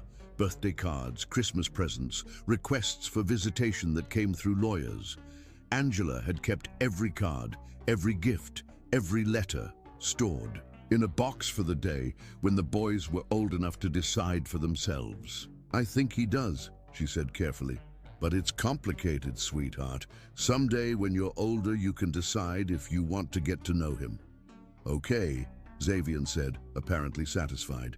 "But Mom, whatever mistakes he made, they couldn't have been worse than not getting to watch us grow up." Angela blinked back tears, amazed by her son's insight. "You're absolutely right, baby." In the lobby, she found Kailani practicing his presentation for anyone who would listen. His animated gestures, drawing smiles from office workers. Nyrik sat nearby, completely absorbed in his book about Roman history. "The molecular structure of happiness," Kailani announced as Angela approached, "is actually a combination of dopamine, serotonin, oxytocin, and endorphins. But I think there's a 5th element that scientists haven't discovered yet." "What's that?" Angela asked. "Love. Real love. The kind that doesn't change even when things get hard." Angela felt her breath catch. Sometimes her children's wisdom was almost too much to bear. "That's beautiful, Kailani, and very smart." On the drive home to their house in Brooklyn Heights, a restored brownstone that Angela had bought when the business took off, Nyrik looked up from his book and asked, "Mom, do you think people can change? Like, really change? Not just pretend. To change. Why do you ask, sweetheart? I'm reading about Julius Caesar, and he did bad things, but then later he tried to do good things. But people didn't trust him because of the bad things he'd done before." Angela considered her answer carefully. "I think people can change, but changing and earning forgiveness are 2 different things. Caesar might have become a better person, but that didn't erase the hurt he'd caused. So if someone really hurt you, even if they changed, you might not be able to forgive them. It depends on what they did and whether they understood why it was wrong. What if they understood and they were really, really sorry, and they spent years trying to make up for it?" Angela glanced in the rearview mirror at Nyrik's serious face. "Are we still talking about Julius Caesar?" "Maybe," Nyrik said with a small smile that reminded Angela painfully of Jamie. That evening, while the boys did homework at the kitchen table, Angela found herself thinking about Jamie's latest letter, which had arrived the week before. Over The years, his letters had evolved from desperate pleas for forgiveness to simple updates about his life and quiet expressions of regret. This latest one had been different, more mature, more thoughtful. Angela, I know you don't read these letters and I understand why, but I need to write them anyway. I've been going to therapy for 6 years now, trying to understand how I became the kind of man who could have his pregnant wife committed to a psychiatric hospital. The answer is complicated, but it boils down to this: I was weak when you needed me to be strong. I've learned things about what happened that I think you should know. Dr. Hammond fled to Brazil before he could be prosecuted, but the investigation revealed the full extent of his fraud. He was paid $200,000 by my mother to fabricate your medical records and psychiatric evaluations. The blood tests were faked. Even the ultrasounds showing no pregnancy were doctored images. I know this doesn't change anything, but I thought you deserved to know that every piece of evidence I was shown was fabricated. I've cut all contact with my mother. I understand now what she did to us, to you, to our sons, to our marriage. She destroyed everything because she couldn't bear to lose control of my life. I don't expect forgiveness, but I want our sons to know that their father loves them, even if he doesn't deserve them. You've raised amazing children, Angela. They're a testament to your strength and love. If there's ever a time when the boys want to know their father, I'll be here. All my love and regret. Jamie Angela had read the letter a dozen times. She'd done her research over the years, learning the full scope of what Anne and Dr. Hammond had done. The medical fraud was staggering in its complexity. Jamie hadn't just been lied to. He'd been the victim of an elaborate conspiracy. But knowing that didn't erase the fundamental truth. When it mattered most, he'd chosen to believe others over her. Mom, you're staring at nothing again, Kailani observed from the kitchen table. Sorry, baby. Just thinking about Dad, Nerik asked quietly. Angela was constantly amazed by her children's perceptiveness. How did you know? You get the same look when you're thinking about him that you get when you're thinking about Grandpa, Xavier said. Sad but not angry, Angela joined her sons at the table. They were right, she did miss Jamie. Not the man who'd betrayed her trust, but the man she'd fallen in love with. Do you want to meet him? She asked suddenly. The question surprised even her. The boys exchanged glances, having one of those silent conversations that only siblings who'd shared a womb could manage. Maybe, Xavier said carefully, but only if you're okay with it. And only if he understands that you're our real parent, Kailani added protectively. And only if he doesn't try to change anything about our family, Nerik concluded. Angela looked at her sons and felt her heart swell. They were protecting her, even as they expressed curiosity about their father. Those are very good conditions, she said. And you know what? I think I might be ready to consider it. That night, after the boys were asleep, Angela sat in her home office and pulled out a sheet of stationery. For the first time in 8 years, she wrote a letter to Jamie Savage. Jamie, I received your letter. All of your letters, actually. I've read every one. I want you to know that our sons are extraordinary children. They're kind, intelligent, and have more emotional maturity than most adults. They've grown up knowing they have a father who made mistakes, but who loves them. They're asking questions now about why we don't live together, why they don't know you, whether you want to be part of their lives. I've told them the truth in terms they can understand, that you were confused when they were born and made choices that hurt our family. I'm not ready to forgive you. I may never be ready. What you did broke something in me that hasn't healed. But our children deserve the chance to know their father if they want to. If you're serious about being part of their lives, here are my conditions. Any relationship you have with them goes through me. You respect the life I've built for them.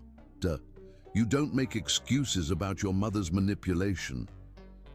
If they decide they don't want a relationship with you, you respect that choice. This isn't about us, it's about them. If you can accept these terms, I'll consider arranging a meeting. But Jamie, if you hurt them the way you hurt me, I'll make sure you never see them again. Angela P.S. Xavier plays soccer and wants to be an engineer. Kailani loves science and wants to cure diseases. Nirik reads constantly and wants to be a historian. Angela sealed the letter before she could change her mind, addressing it to Jamie's office at Savage Industries. Tomorrow she would mail it, and then she would wait to see if the man who'd once destroyed her faith in love had learned anything about being worthy of their children's trust. She had no idea that across town, Jamie sat in his empty penthouse apartment, surrounded by 8 years' worth of school photos, report cards, and birthday cards he'd never been allowed to give. On his desk was a letter he'd written but never sent, asking Angela for exactly what she was about to offer him, a chance to know his sons. Neither of them knew that the next morning would bring a phone call that would change everything, forcing long-buried truths into the light and setting in motion the final chapter of their fractured love story. Chapter 8. When truth demands its due. The phone call that would change everything came at 2:47 a.m., the morning after Angela had mailed her letter, as if fate had decided 8 years of separation was enough. Jamie woke to his phone buzzing insistently on the nightstand. The caller. AD showing Mercy General Hospital. Mr. Savage, this is Dr. Patricia Moore from Mercy General. Your mother, Anne Murray Savage, was brought in an hour ago. She's asking for you. Jamie sat up in bed, instantly alert despite the late hour. What happened? Is she okay? She collapsed at a charity gala. We're running tests, but she's stable now. Mr. Savage, she's asked me to tell you that she needs to speak with you urgently. She says there are things you need to know, and she's quite insistent that it can't wait. 20 minutes later, Jamie stood outside his mother's hospital room, hesitating before entering. They hadn't spoken in 3 years, not since the day he'd learned the full extent of her manipulation and walked out of her life forever. But the woman lying in the hospital bed looked nothing like the formidable Anne Murray Savage who had orchestrated the destruction of his marriage. She appeared fragile, diminished, her perfectly styled hair mussed against the hospital pillows, her face pale without its usual armor of expensive makeup. When she saw him, tears immediately filled her eyes. Jamie, she whispered, you came. The hospital called. They said you were asking for me. I have cancer. The words hit him like a physical blow. What are you talking about? Dr. Moore said you collapsed. Pancreatic cancer, stage 4. I've known for 2 months. Anne's voice was barely audible. The doctors say I have months, maybe a year with treatment. But Jamie, that's not why I called you here. Jamie sank into the chair beside her bed. His emotions a chaotic mixture of grief, anger, and confusion. Despite everything she'd done, she was still his mother. I called you here because I might not have much time left, and I can't live with these secrets anymore. You need to know the truth about what I did to Angela, all of it. I already know what you did. No, Anne said with surprising strength. You know some of it. You know about Dr. Hammond and the forged medical records, but you don't know how extensive it was. Anne reached into the drawer of her hospital bedside table with trembling hands and pulled out a manila envelope. I've been carrying this for 8 years, waiting for the courage to show you. She handed him the envelope, and Jamie's hands shook as he opened it. Inside were dozens of documents, financial records showing payments to Dr. Hammond totaling over $300,000, contracts with private investigators, detailed plans for psychological manipulation, and photographs. The photographs made Jamie's stomach turn. They showed Angela during her pregnancy, taken with telephoto lenses from across streets and through windows, pictures of her at doctor appointments, at work, buying maternity clothes. There were dozens of them, documenting her every move during the 9 months when everyone believed she was having a psychological breakdown. "You had her followed," Jamie said, his voice hollow with disbelief. "I documented everything. Every doctor's appointment she tried to make that we blocked. Every pregnancy symptom she exhibited that we explained away." Anne pulled out another set of documents. "These are the real ultrasound images from her pregnancy. Dr. Hammond took them during her appointments, but showed you the doctored ones. Instead, with shaking hands, Jamie examined ultrasound photos that clearly showed 3 babies at various stages of development. Date stamps proved they were taken during Angela's supposed phantom pregnancy. In one image, he could see tiny hands and feet. In another, 3 distinct heartbeats were visible. "You knew," Jamie whispered. "The entire time you knew she was really pregnant.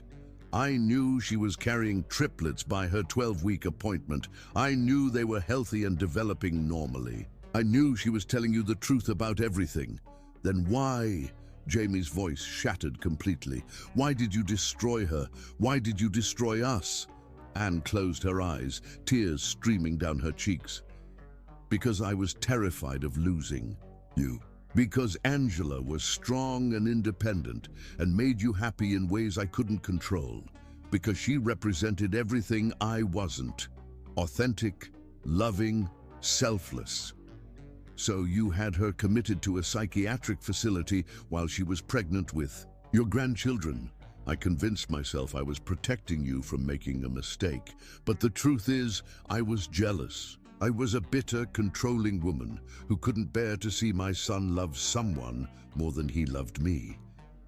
Jamie stared at the evidence of his mother's elaborate deception, each document a testament to the systematic destruction of his family. "Do you have any idea what you did?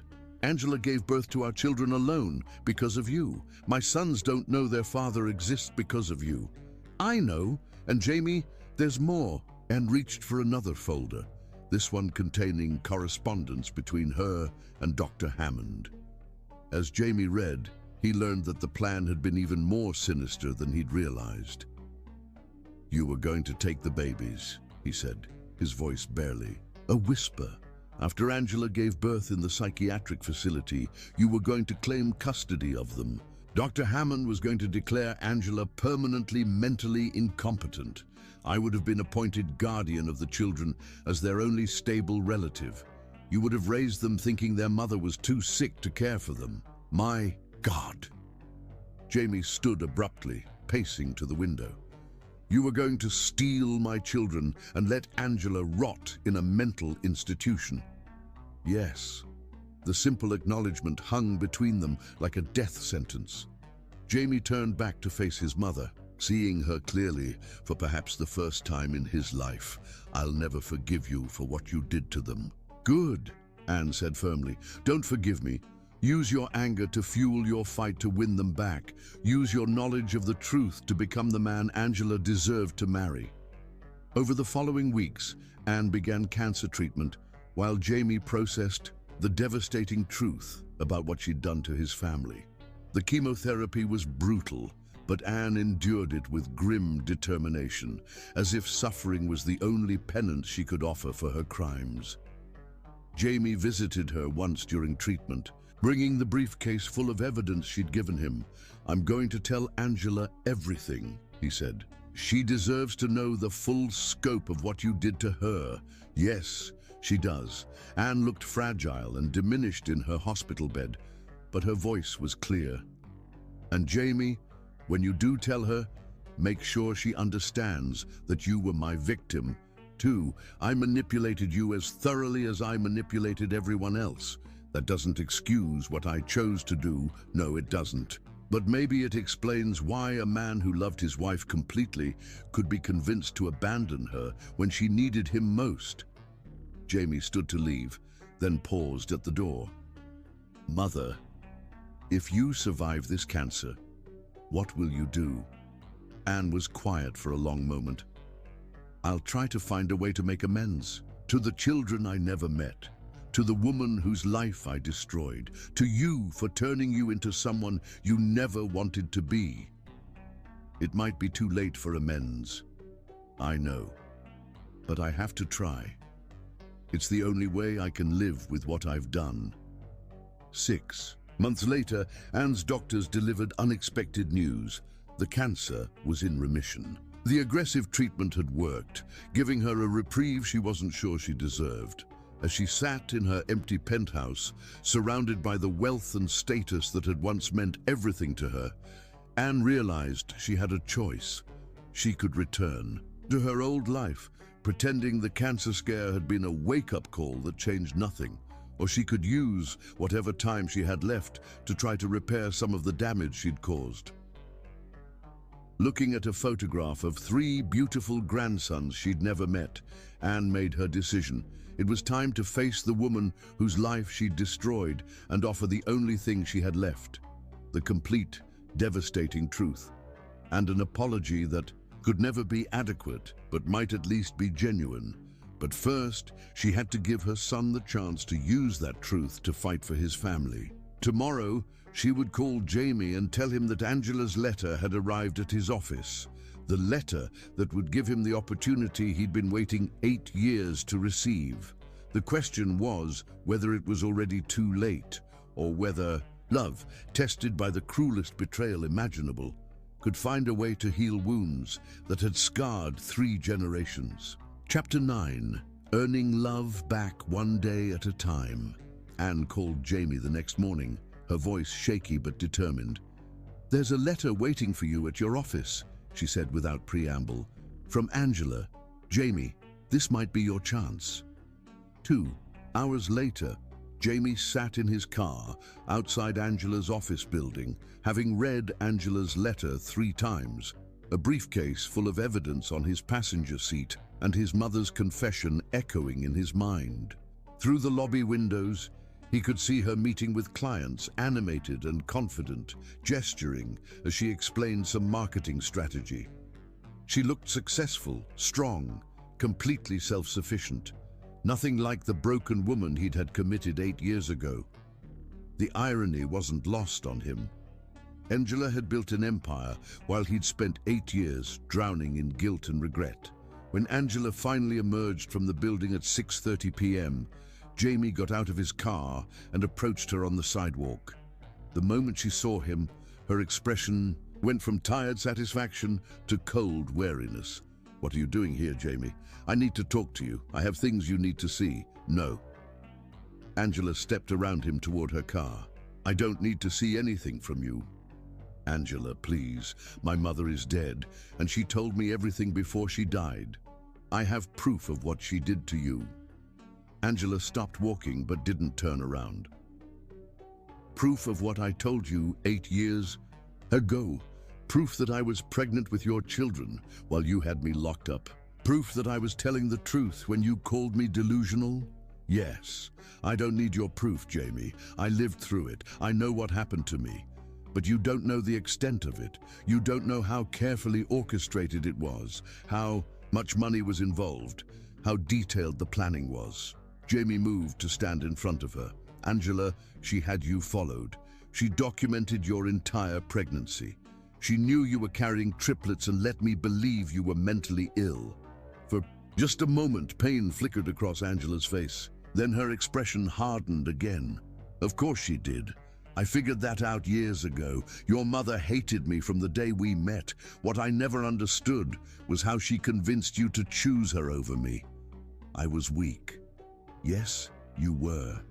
And knowing. Why doesn't change that fact?" Angela reached her car and turned to face him fully. "Jamie, I'm glad you finally know the truth. I hope it helps you sleep better at night. But it doesn't change anything between us. What about our sons? Don't they deserve to know their father? Our sons deserve better than they got from you. But yes, someday they might want to meet you. When they're ready. When I'm ready. But not because you ambushed me outside my office with guilt and apologies." "Then tell me what I need to do." Angela studied his face for a long moment. "You want to know what you need to do? Prove that you've changed, not with words or explanations or evidence about your mother's manipulation. Prove it with actions. Show me that you're worthy of being in their lives." "How?" Figure it out, Jamie. If you can't understand what it means to earn trust through actions instead of demanding it through explanations, then you haven't learned anything at all. Angela got in her car and drove away, leaving Jamie standing on the sidewalk with his briefcase full of evidence that suddenly felt meaningless. She was right. Proof of his mother's deception didn't erase his own choices. Knowledge of the manipulation didn't restore the trust he'd broken. Over the following months, Jamie began what he thought of as his campaign to prove himself worthy of his family. But his first attempts were clumsy, desperate gestures that revealed how little he understood about earning forgiveness.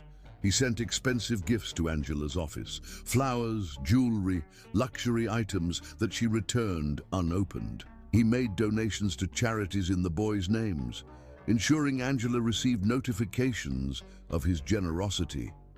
He hired private investigators to learn about their lives, their interests, their needs, so he could anticipate ways to help.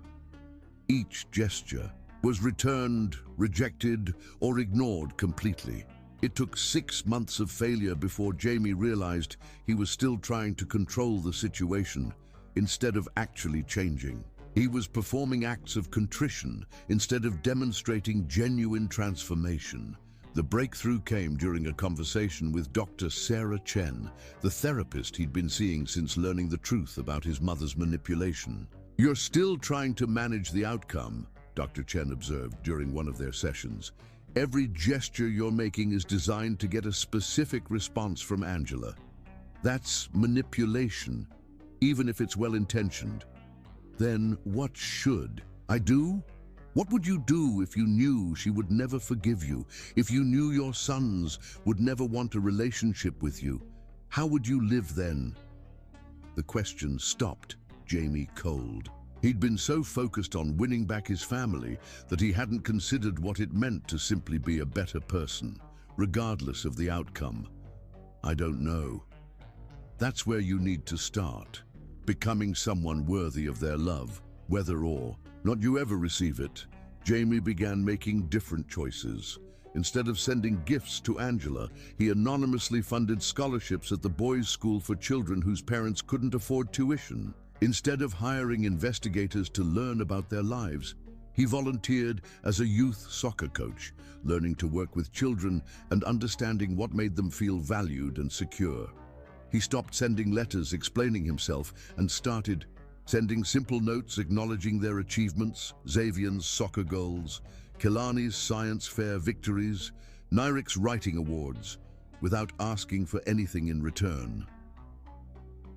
When Angela's car broke down outside the boys' school one rainy afternoon, Jamie happened to be driving by after his volunteer coaching session.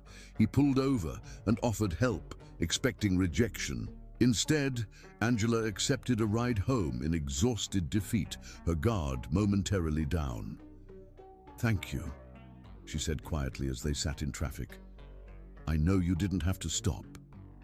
"Yes, I did. Not because I expect anything from you, but because it was the right thing to do." They rode in silence for several minutes before Angela spoke again. "The boys ask about you sometimes." Jamie's heart lurched, but he kept his voice steady. "What do you tell them?" "The truth. That their father made terrible mistakes, but that he loves them.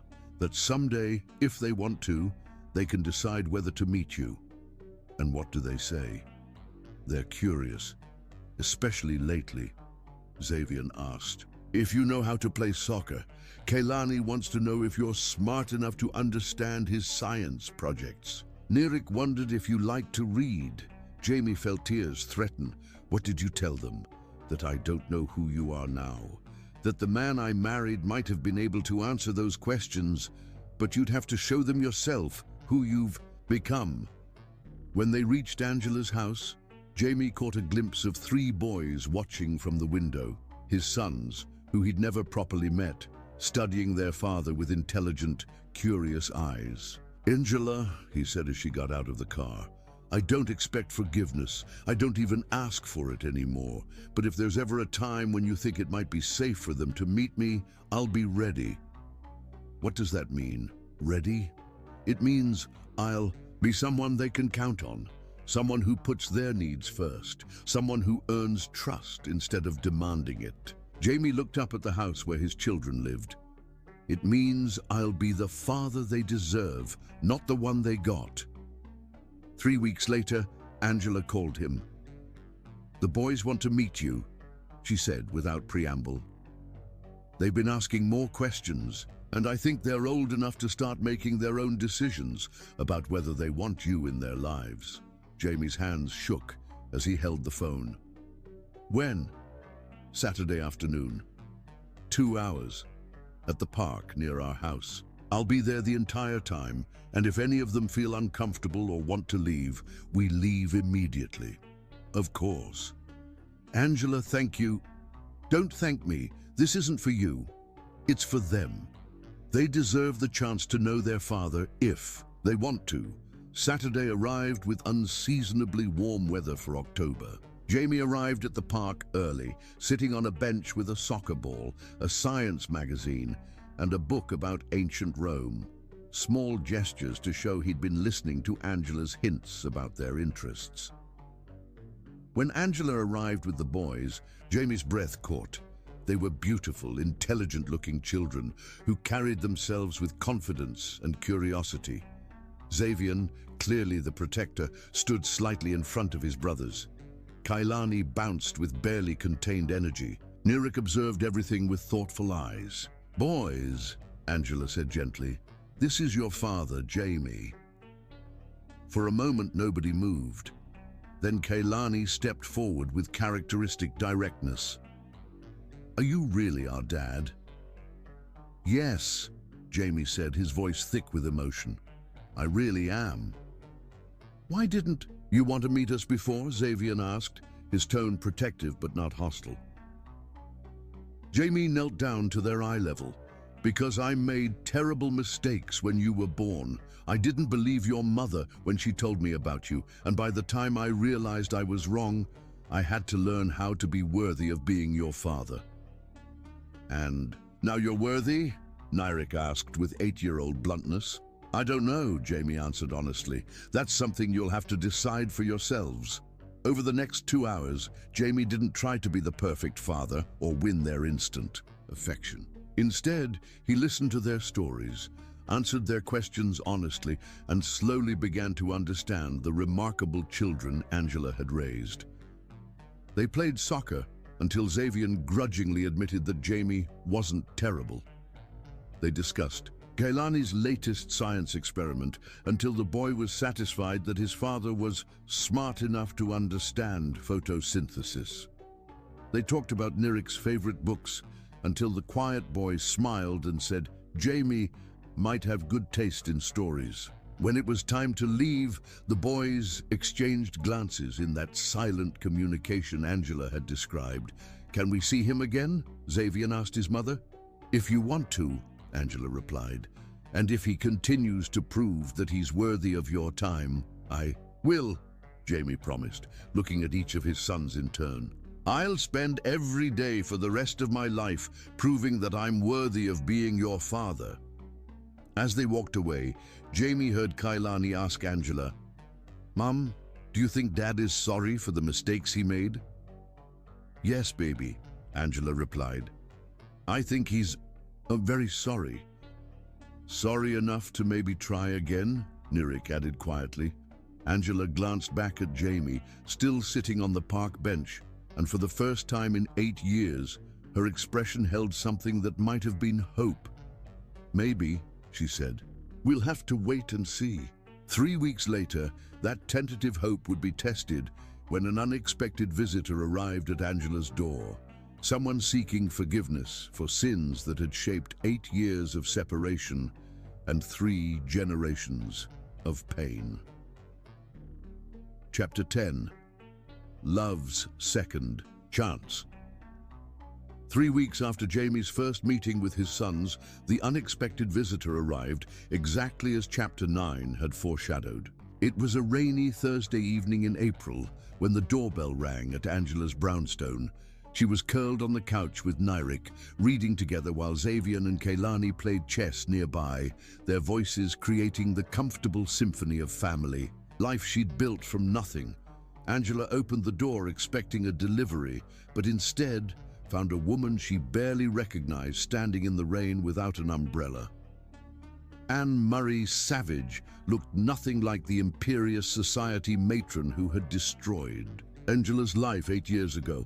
Gone were the designer clothes, the perfect makeup, the jewelry that cost more than most people's cars. This woman wore a simple black dress that hung loosely on her diminished frame, her silver hair pulled back in a basic ponytail, her face bare and streaked with tears that mixed with the rain. "Mrs. Watson," Anne whispered, her voice breaking, "please, may I speak with you?" Angela's first instinct was to slam the door in the face of the woman who had orchestrated her systematic destruction. But something in Anne's demeanor stopped her. This wasn't the calculating manipulator who had paid doctors to lie and had Angela committed while pregnant. This was a broken woman carrying the crushing weight of unbearable guilt. "What do you want?" Angela asked, her voice carefully controlled. "To tell you the truth, to apologize, to—" Anne's composure cracked completely, and she began sobbing in the doorway. "To beg for forgiveness I know I don't deserve." "Mom?" Xavian's voice came from behind Angela. "Who is it?" Angela turned to see all 3 boys standing in the hallway, their curious faces reflecting the warmth and security she'd worked so hard to build for them. The irony struck her. Anne was meeting her grandchildren for the first time while seeking forgiveness for trying to steal them at birth. "Boys," Angela said carefully, "this is your father's mother, your grandmother, Anne." Kaylani stepped forward with characteristic directness. "You're our grandmother. Why are you crying?" Anne looked at the 3 beautiful children she'd never been allowed to meet, children whose existence she'd denied while they grew in their mother's womb. Her sobs intensified as she knelt down to their eye level. "Because I made terrible, terrible mistakes," she whispered through her tears. "I hurt your family in ways that can never be fixed. I'm crying because I'm sorry, and because you're so beautiful, and because I lost the chance to love you the way a grandmother should." Angela watched this scene with conflicted emotions. Part of her wanted to protect her children from this woman's pain, but another part recognized that this moment was important. Her sons were seeing genuine remorse, understanding that even adults who make devastating mistakes can feel profound regret. "Why don't you come in out of the rain?" Nyrik said, gently, displaying the compassion that never failed to amaze Angela. "Boys, go finish your homework upstairs," Angela said softly. "I need to talk to your grandmother alone." After the children reluctantly went upstairs, Angela led Anne to the living room.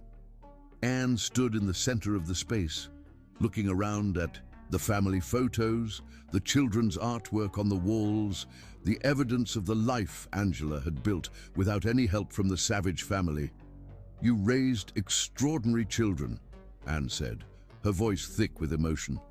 "They're kind, intelligent, beautiful, everything a grandmother could hope for, and I gave up any right to know them." "Sit down," Angela said, not kindly but not cruelly either.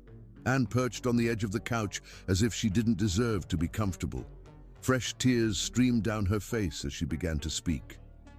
"I destroyed your marriage," she said, her voice barely audible. "I paid Dr. Hammond $300,000 to fabricate medical records, to convince Jamie you weren't pregnant, to make him believe you were mentally ill. I hired private investigators to follow you, to document your pregnancy while telling everyone it was delusion. I orchestrated every detail of having you committed to that psychiatric facility." Angela felt the familiar anger rise. But underneath, it was something else, a strange relief that Anne was finally speaking the complete truth. "I know all of that now," Angela said coldly. "Jamie told me after he thought you died." "I didn't die. I was supposed to. Cancer. But the treatments worked, and now I have to live with what I did. Anne's hands shook as she reached into her purse. I brought you something. Proof of everything I did. Bank records, contracts with Dr. Hammond, surveillance photos of you during your pregnancy. Evidence of the most evil thing I've ever done. She placed a thick manila envelope on the coffee table between them. I documented my own crimes because I was proud of how clever I thought I was. I was proud of manipulating my son into abandoning his pregnant wife. Why? The question that had haunted Angela for 8 years finally escaped. Why did you hate me enough to destroy my life? Anne's sobs intensified until she could barely speak. Because you made Jamie happy in ways I never could. Because you were everything I wasn't, genuine, loving, selfless. Because when I saw how he looked at you, I knew I'd lost him forever. So you decided to take him back by destroying me. Yes. I told myself I was protecting him from making a mistake. I convinced myself you weren't good enough for our family, that you'd hold him back. Anne looked directly at Angela through her tears. But the truth is, I was jealous. I was a bitter, controlling woman who couldn't bear to see my son love someone more than he loved me. You had me locked up while I was pregnant with your grandchildren. I know. Anne's voice broke completely. I planned to let you give birth. In that facility, then have you declared permanently mentally incompetent so I could take custody of the babies? I was going to raise them as my own while you rotted in a psychiatric hospital. Angela felt the room spin around her. She'd known Anne's plan was elaborate, but hearing the full scope of the intended cruelty was staggering. You were going to steal my children and let me die in that place. Yes, and Angela, that's not even the worst part. Anne was sobbing so hard she could barely breathe. I knew you were telling the truth. I saw the ultrasound images showing 3 healthy babies. I watched you during your pregnancy, saw how you glowed, how you talked to them, how excited you were. I knew you were carrying triplets, and I let everyone believe you were insane. You knew I was pregnant the entire time, from your 12-week appointment onward. I had copies of every real ultrasound, every blood test confirming the pregnancy. I watched you carry my grandchildren while I convinced my son you were delusional. Angela stared at the woman who had been the architect of her nightmares, finally understanding the full scope of the evil that had been perpetrated against her family. I spent 9 months begging people to believe I was pregnant with your son's children, Angela said, her voice deadly quiet. I gave birth alone in a psychiatric facility because of you. I raised those 3 boys without their father for 8 years because of you. I know, and I can never undo it. I can never give you back those years, or give Jamie back the chance to see his children born, or give my grandchildren the father they deserved from the beginning. Anne reached into her purse again and pulled out legal documents.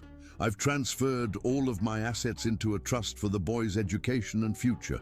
It's not nearly enough to compensate for what I stole from them, but it's everything I have. Money doesn't fix what you did. No, it doesn't. Anne stood up, moving toward the door. Nothing fixes what I did. I came here because I'm dying. Maybe not from cancer anymore, but from guilt, from regret, from the knowledge that I destroyed the most beautiful love story I ever witnessed. She paused at the door, turning back to face Angela one final time. You were right about everything. You were an extraordinary wife and mother. You deserved a husband who trusted you and a mother-in-law who celebrated you. Instead, you got a weak man and an evil woman who destroyed your happiness because we couldn't bear how perfect it was. Anne's tears came harder now. 8 years of suppressed guilt pouring out. I've spent years being worshipped by strangers, while being hated by the only people who matter. I have money, houses, respect from people who don't know what I really am. But I lost my son, never knew my grandchildren, and caused suffering that will echo through generations. You're right, Angela said without mercy. You did lose everything that mattered. I know, and I deserve it. But Angela, please don't let Your hatred of me prevent Jamie from having a relationship with those beautiful children. He was my victim too. I manipulated him as thoroughly as I manipulated everyone else. Angela studied Anne's face, looking for signs of manipulation or calculation, but all she saw was devastating, genuine remorse. I make decisions about my children based on what's best for them, not on my feelings about you. Then you're a better person than I ever was. Anne opened the door, then turned back one final time. Those boys upstairs, they're miracles. You raised them with the love I never gave my own son. Maybe that's how this story gets redeemed. Through them, through the love you gave them despite everything I took away. After Anne left, Angela sat alone in her living room for a long time, processing the encounter. Upstairs, she could hear her boys getting ready for bed, their voices mixing in the comfortable chaos of evening routine. Finally, she picked up her phone and called Jamie. Angela, is everything okay? Your mother came to see me tonight. That's impossible. She's not dead. She was dying, but she's in remission.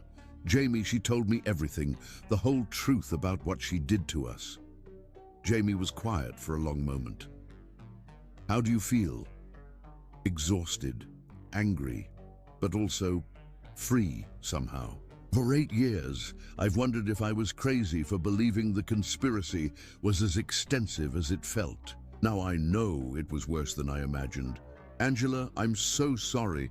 Come over, she interrupted. Tonight, after the boys are asleep, we need to talk. An hour later, Jamie arrived at Angela's house, his face reflecting the same emotional exhaustion she felt. They sat together on the couch where Anne had confessed her crimes, the weight of 8 years of truth finally settling between them. She knew, Angela said quietly. The entire time, she knew I was pregnant with triplets. She saw the ultrasounds, the blood work, everything, and she still let you believe I was insane. Jamie's hands clenched into fists. I should have trusted you. Yes, you should have. But Jamie, hearing her tonight, seeing how completely she manipulated everything, I finally understand how you were deceived. It doesn't excuse what you did, but I understand it. What does that mean? Angela looked at him, really looked at him, for the first time in 8 years without the filter of anger and betrayal. It means I've been watching you with our sons for months. You show up when you say you will. You listen to them. You put their needs first. You're becoming the father they deserve. I'm trying. You're succeeding, and that terrifies me. Why? Because I can see the man I fell in love with. Because despite everything, part of me still loves that man, and I don't know if I'm strong enough to survive being wrong about you again. Before Jamie could respond, they heard small footsteps. On the stairs, Neric appeared in the doorway holding his favorite book about Roman emperors. Dad, will you read me a story? Please. Jamie looked at Angela, who nodded slowly. Just tonight. 30 minutes later, Angela found Jamie in the boys' bedroom, sitting on the floor between their 3 beds, telling them an elaborate bedtime story about brave knights and lost dragons. All 3 boys were captivated, their faces bright with joy and wonder, and the dragon realized, Jamie was saying, his voice soft with emotion, that the knights weren't trying to hurt him. They were trying to help him find his way home to his family, but he'd been lost for so long, he'd forgotten what home looked like. Did he remember? Kaylani asked breathlessly. The knights showed him that home wasn't a place, Jamie continued. It was the people who loved him enough to keep looking for him, even when he was too scared to come back. Angela watched from the doorway, her heart breaking and healing simultaneously. This was what she'd dreamed of during those lonely months of pregnancy. Jamie telling their children bedtime stories, being the father she'd known he could be. After the boys fell asleep, Angela and Jamie walked downstairs in charged silence. In the living room, moonlight streamed through the windows, casting silver shadows across the space where their family was slowly, carefully healing. Angela, Jamie said, turning to face her. I know I don't deserve another chance. I failed you when you needed me most, but watching them tonight, Jamie. Angela stepped closer, close enough to see the pain and hope warring in his eyes. I've spent 8 years being angry, 8 years protecting myself and our sons from being hurt again. But tonight, after everything your mother said, watching you with them, what? I realized that love isn't about never making mistakes. It's about what you do after you make them. It's about whether you learn, whether you grow, whether you become worthy of the love you threw away.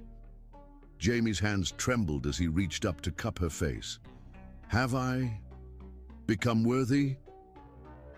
Angela looked into the eyes of the man who had broken her heart, so completely that she'd thought it would never heal. But hearts, she'd discovered, were more resilient than she'd ever imagined. And love, real love, was stronger than betrayal, deeper than pain, more enduring than the worst mistakes people could make. I think so, she whispered. And I'm ready to find out. When Jamie kissed her, it carried the weight of 8 years, of separation, the pain of betrayal and abandonment, and the trembling hope of redemption. It was desperate and gentle, an apology and a promise, a reclaiming of love that had survived the unthinkable. I love you, Jamie whispered against her lips. I never stopped, even when I was too broken to deserve it. I love you too, Angela admitted, the words feeling both foreign and perfectly right. But if we do this, if we try again, it won't be like before. I know, you're stronger now, wiser, more incredible than I ever deserved. And you're different too. I'm the man who spent 8 years learning the difference between love and control, between trust and blind faith, between being someone's son and being someone's father. Angela smiled through tears that felt different from any she'd cried in 8 years. Tears of hope instead of grief, of possibility instead of loss. Then maybe we can be different together. Maybe we can build something better than what we lost. Yes, Jamie said, lifting her off her feet and spinning her around the living room where their sons played and laughed every day. Yes, we can. They made love that night with 8 years of longing, grief, and hope pouring between them. It was tender and fierce, careful and consuming, a reclaiming of love that had survived betrayal, separation, and the cruelest manipulation imaginable. Afterward, as they lay wrapped in each other's arms, Angela whispered against his chest, "You failed me once, Jamie. You broke my heart and abandoned our children and chose your mother's lies over my truth. I know," he said, his arms tightening around her, "and I'll spend the rest of my life making up for it. But this time," she continued, her voice strong with determination and fierce love, "this time you fight for us, every damn day. When it's hard, when people try to tear us apart, when the world tells us we don't belong together, you fight for us." "I will," Jamie promised, tears streaming down his face as he held his wife and felt their family slowly, carefully knitting itself back.